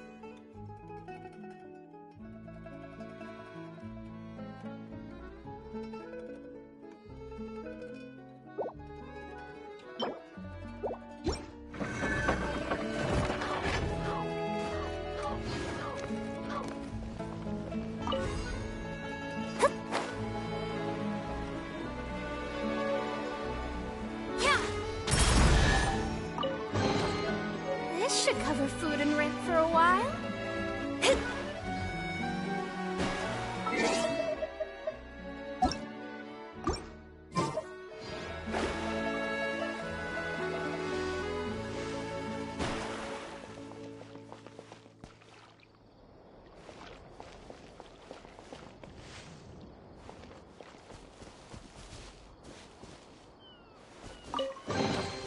This should cover food and rent for a while.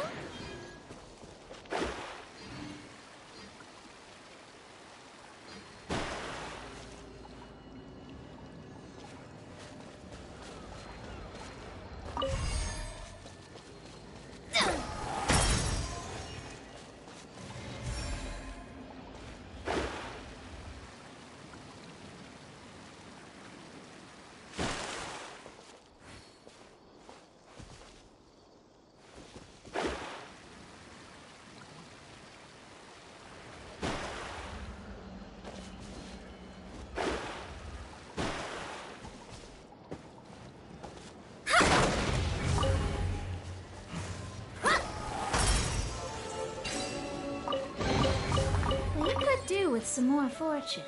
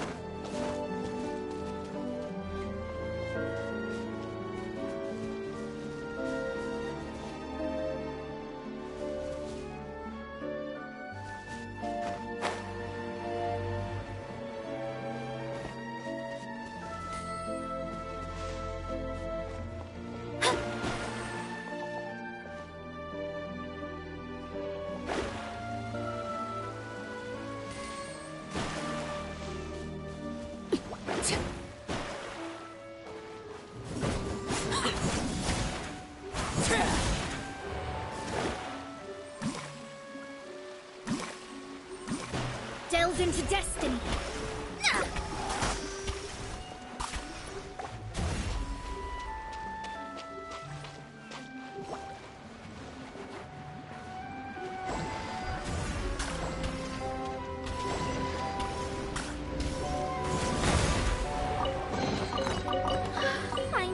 Sure is pretty exhilarating.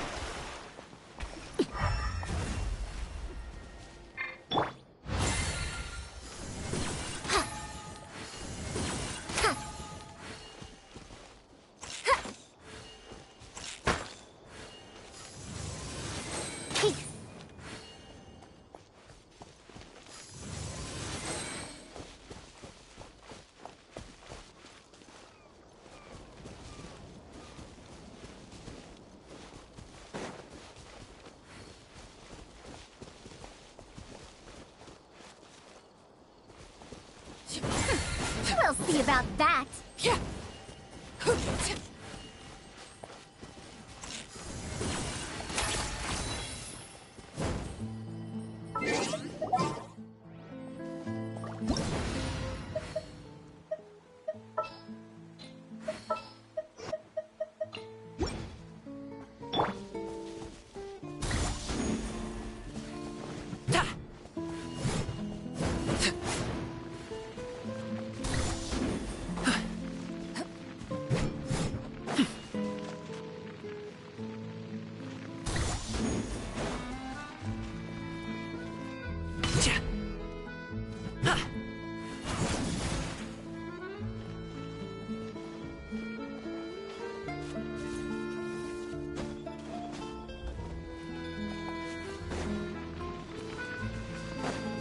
Alley-oop!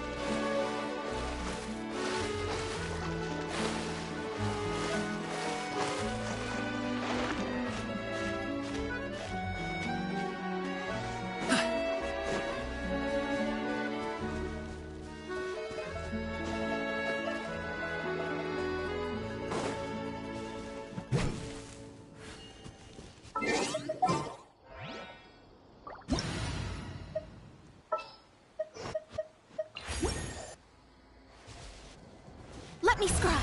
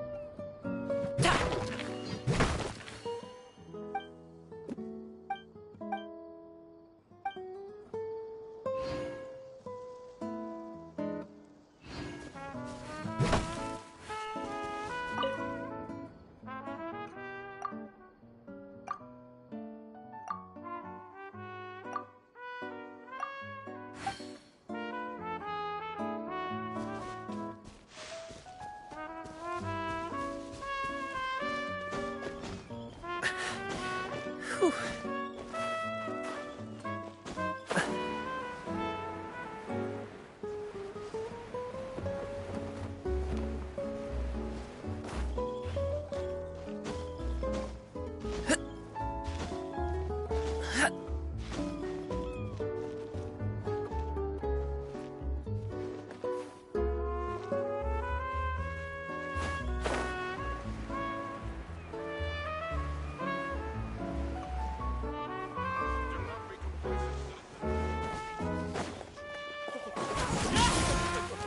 Everything is going as planned.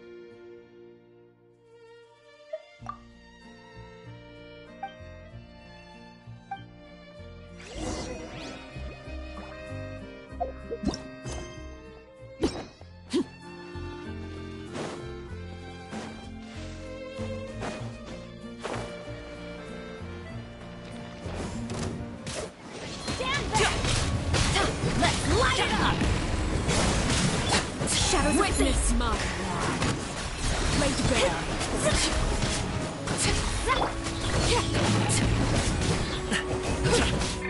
Written in the stars.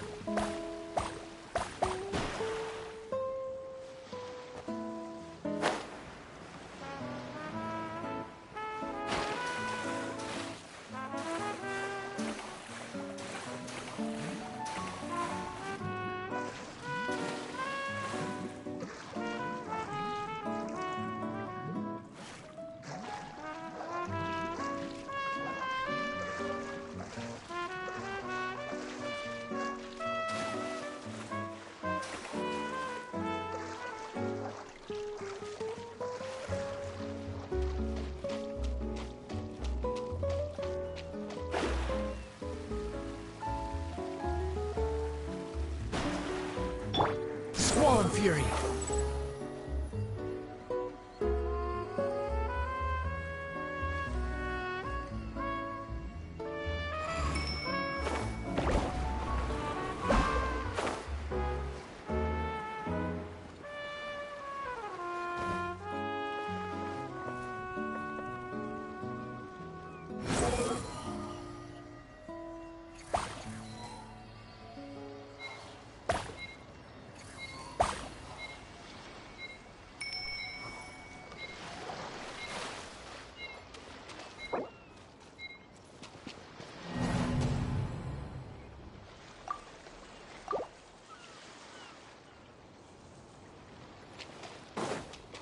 Behold!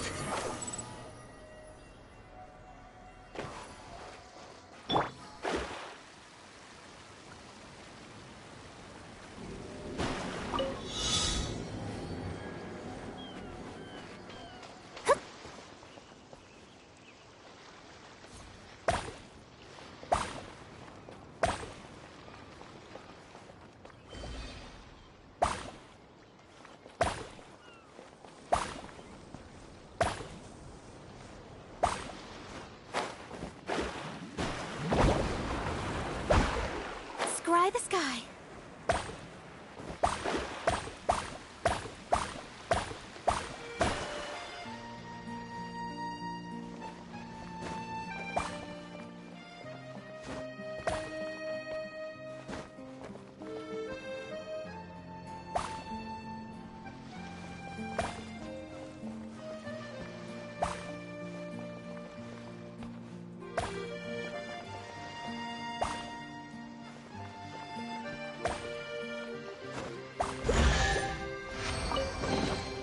We could do with some more fortune.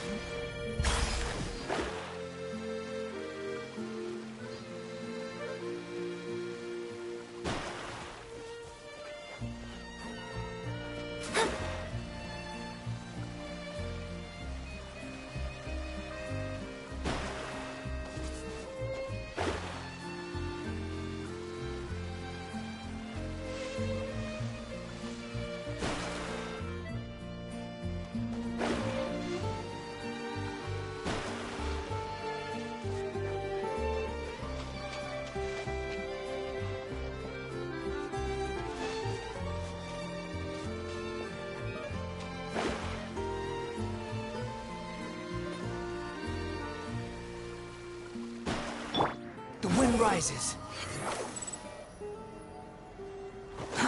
Too slow.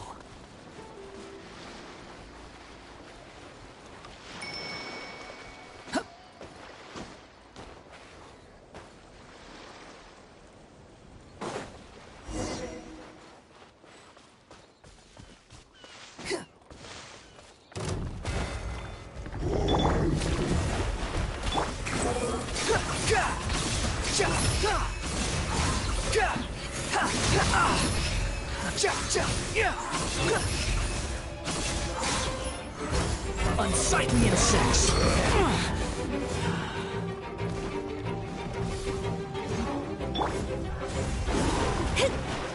Behold! Search for it!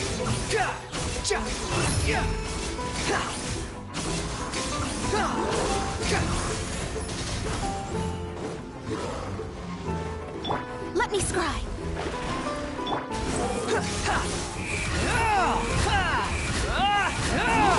You're dead!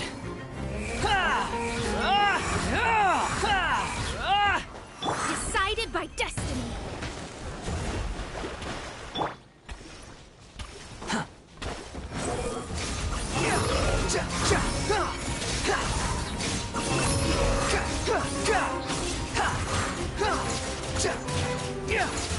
Delves into destiny.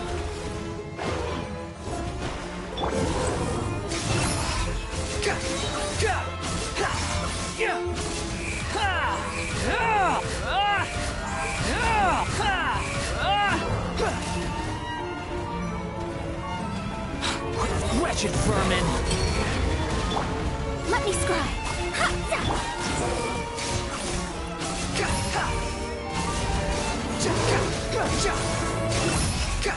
Upon the gale.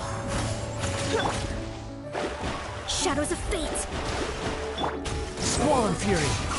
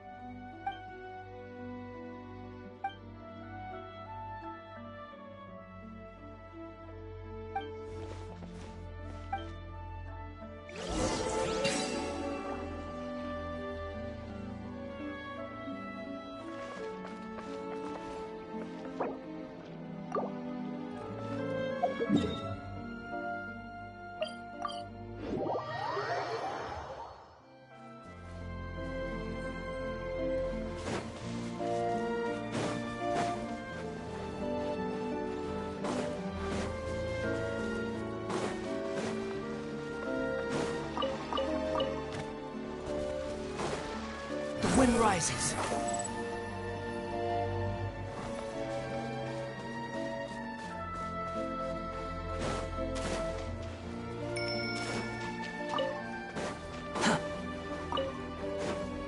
Behold!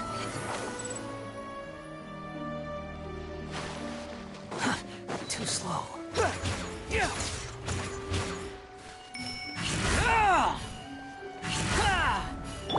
Delve into destiny.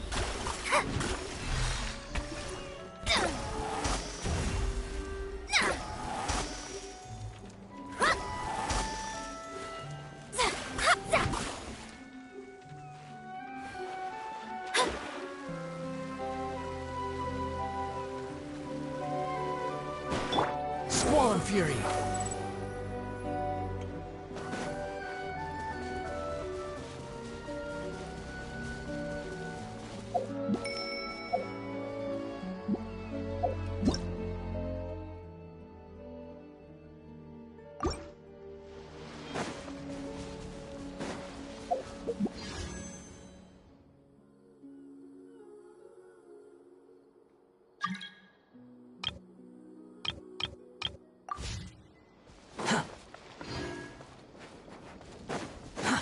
Too slow.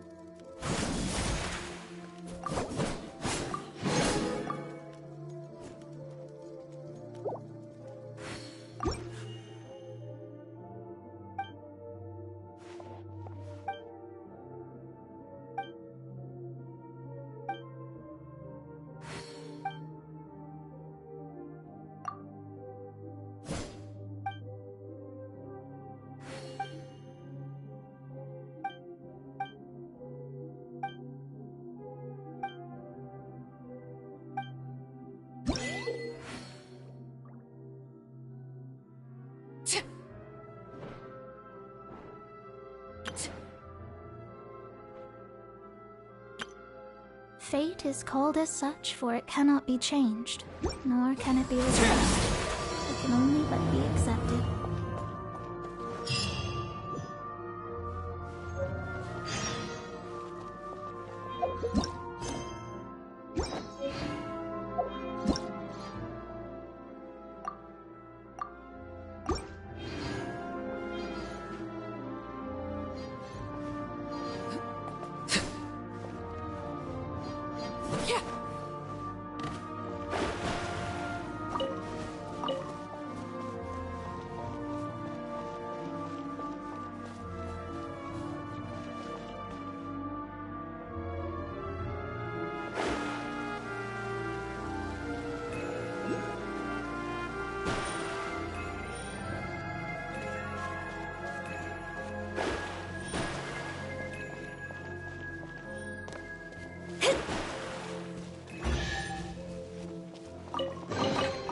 We could do with some more fortune.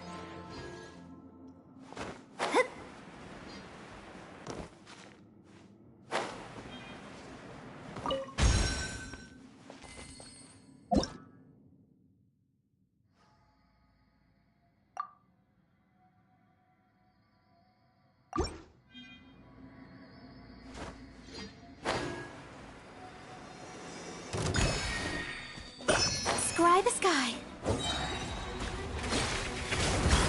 Let me scry. Written in the star. Laid bare. The wind rises. Go in!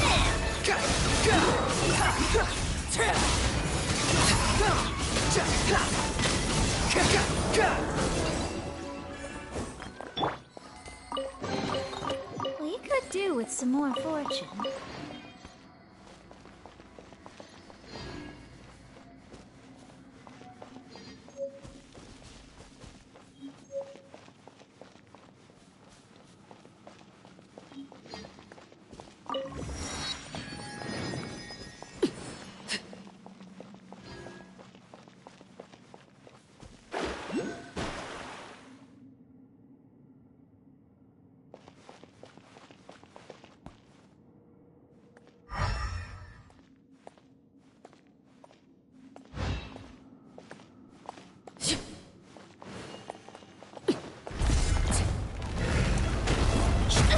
back.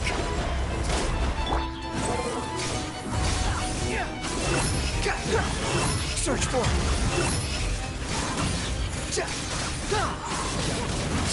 Unsightly insects. Let me scribe. Decided by destiny. Behold.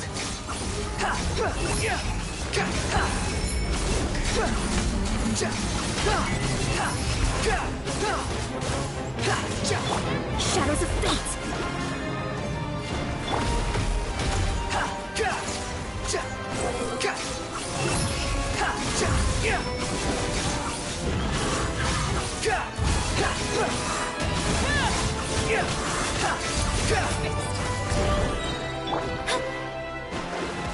Go ahead! Fate is upon you.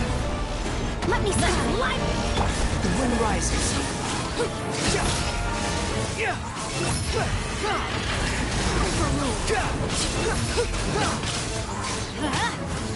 Wretched vermin. Teamwork is dreamwork. Delve into destiny.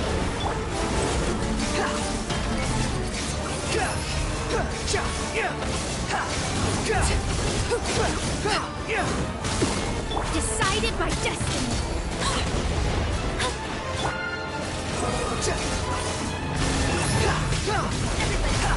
How amusing.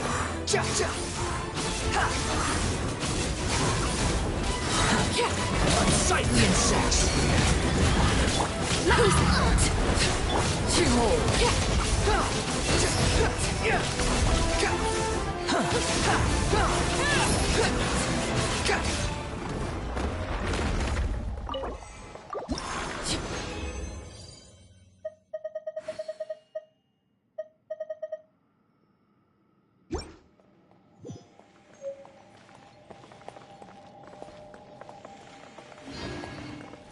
Quit following me.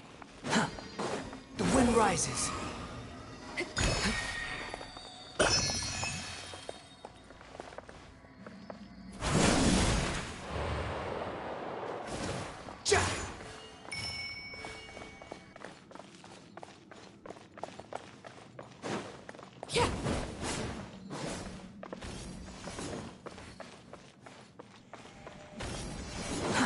Too slow. Behold!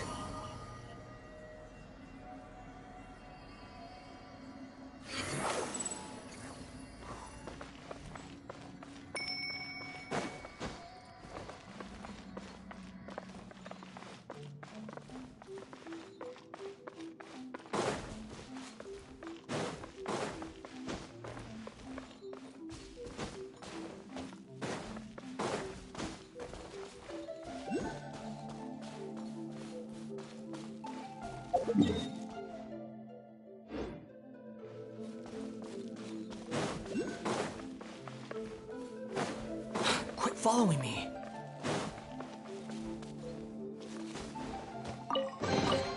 Huh. You even want this? Huh.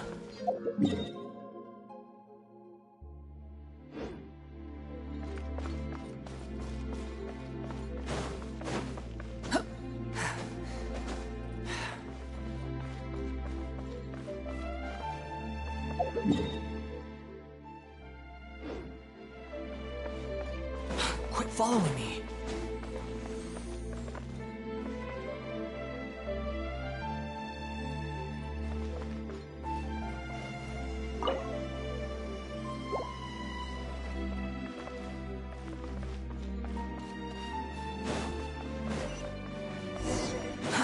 Too slow. Quit following me.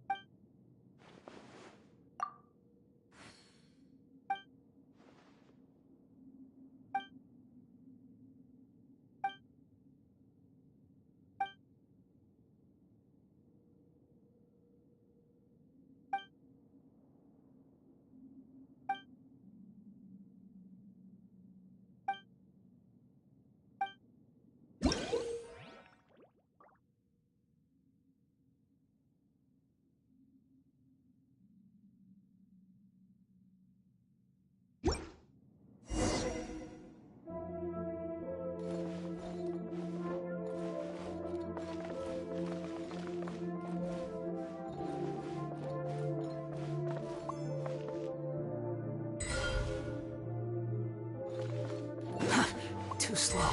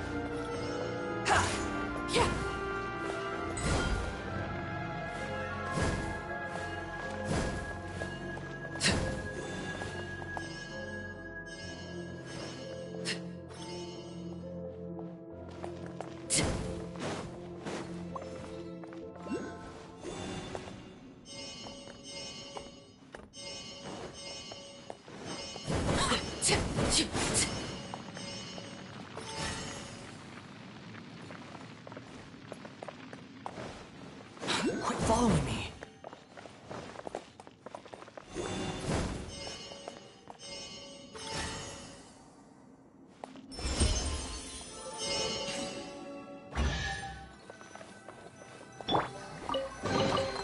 We could do with some more fortune.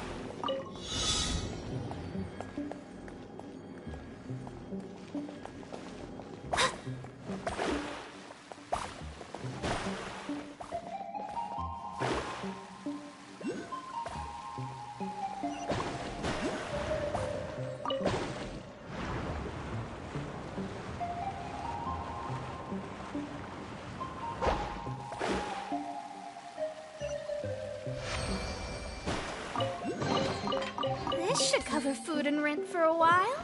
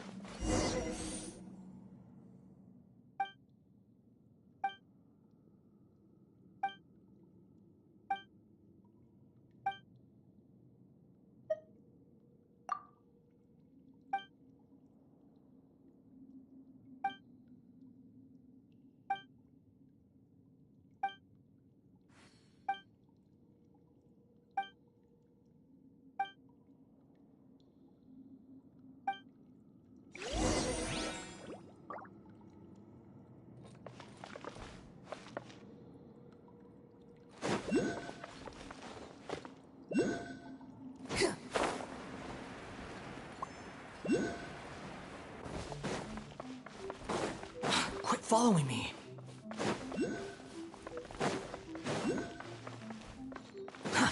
Too slow.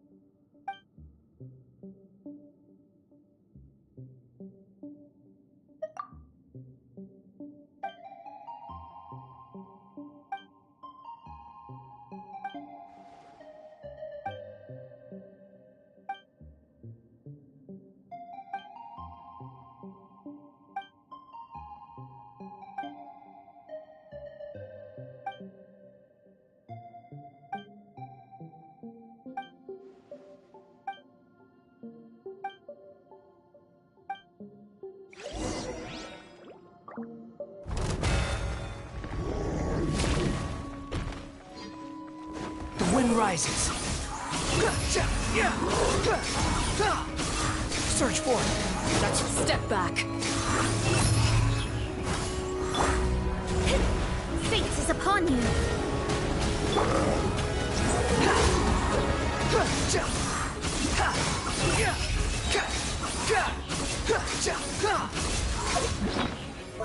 You're dead. Everything was futile.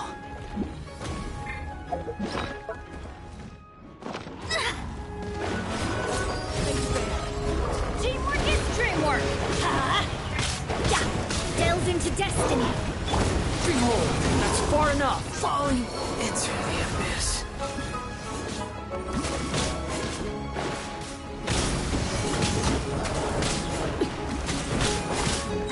Decided by overruled.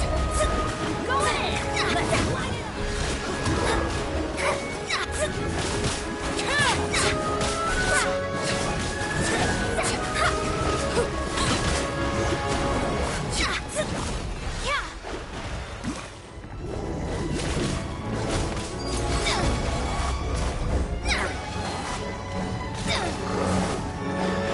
Shadows of fate.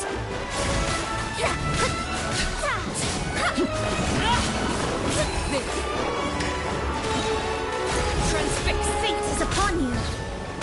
Teamwork.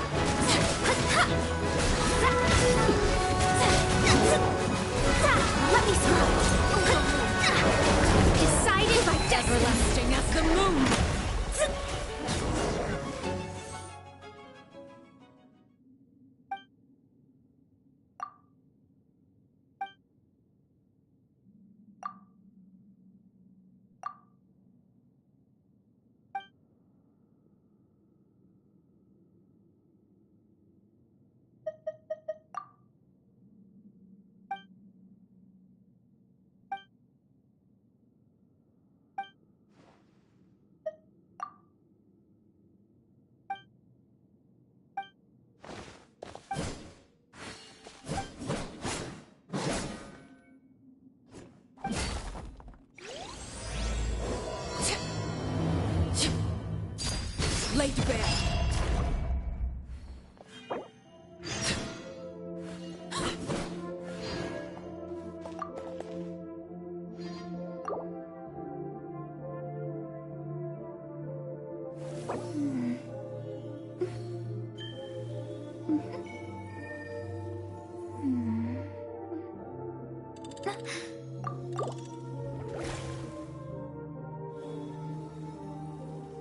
Something you wish to report?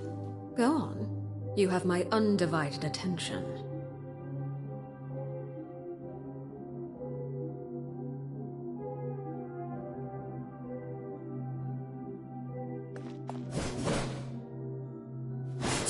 Astrologers must rid themselves of material desires. Only by ridding oneself of clutter can one see the true world around them.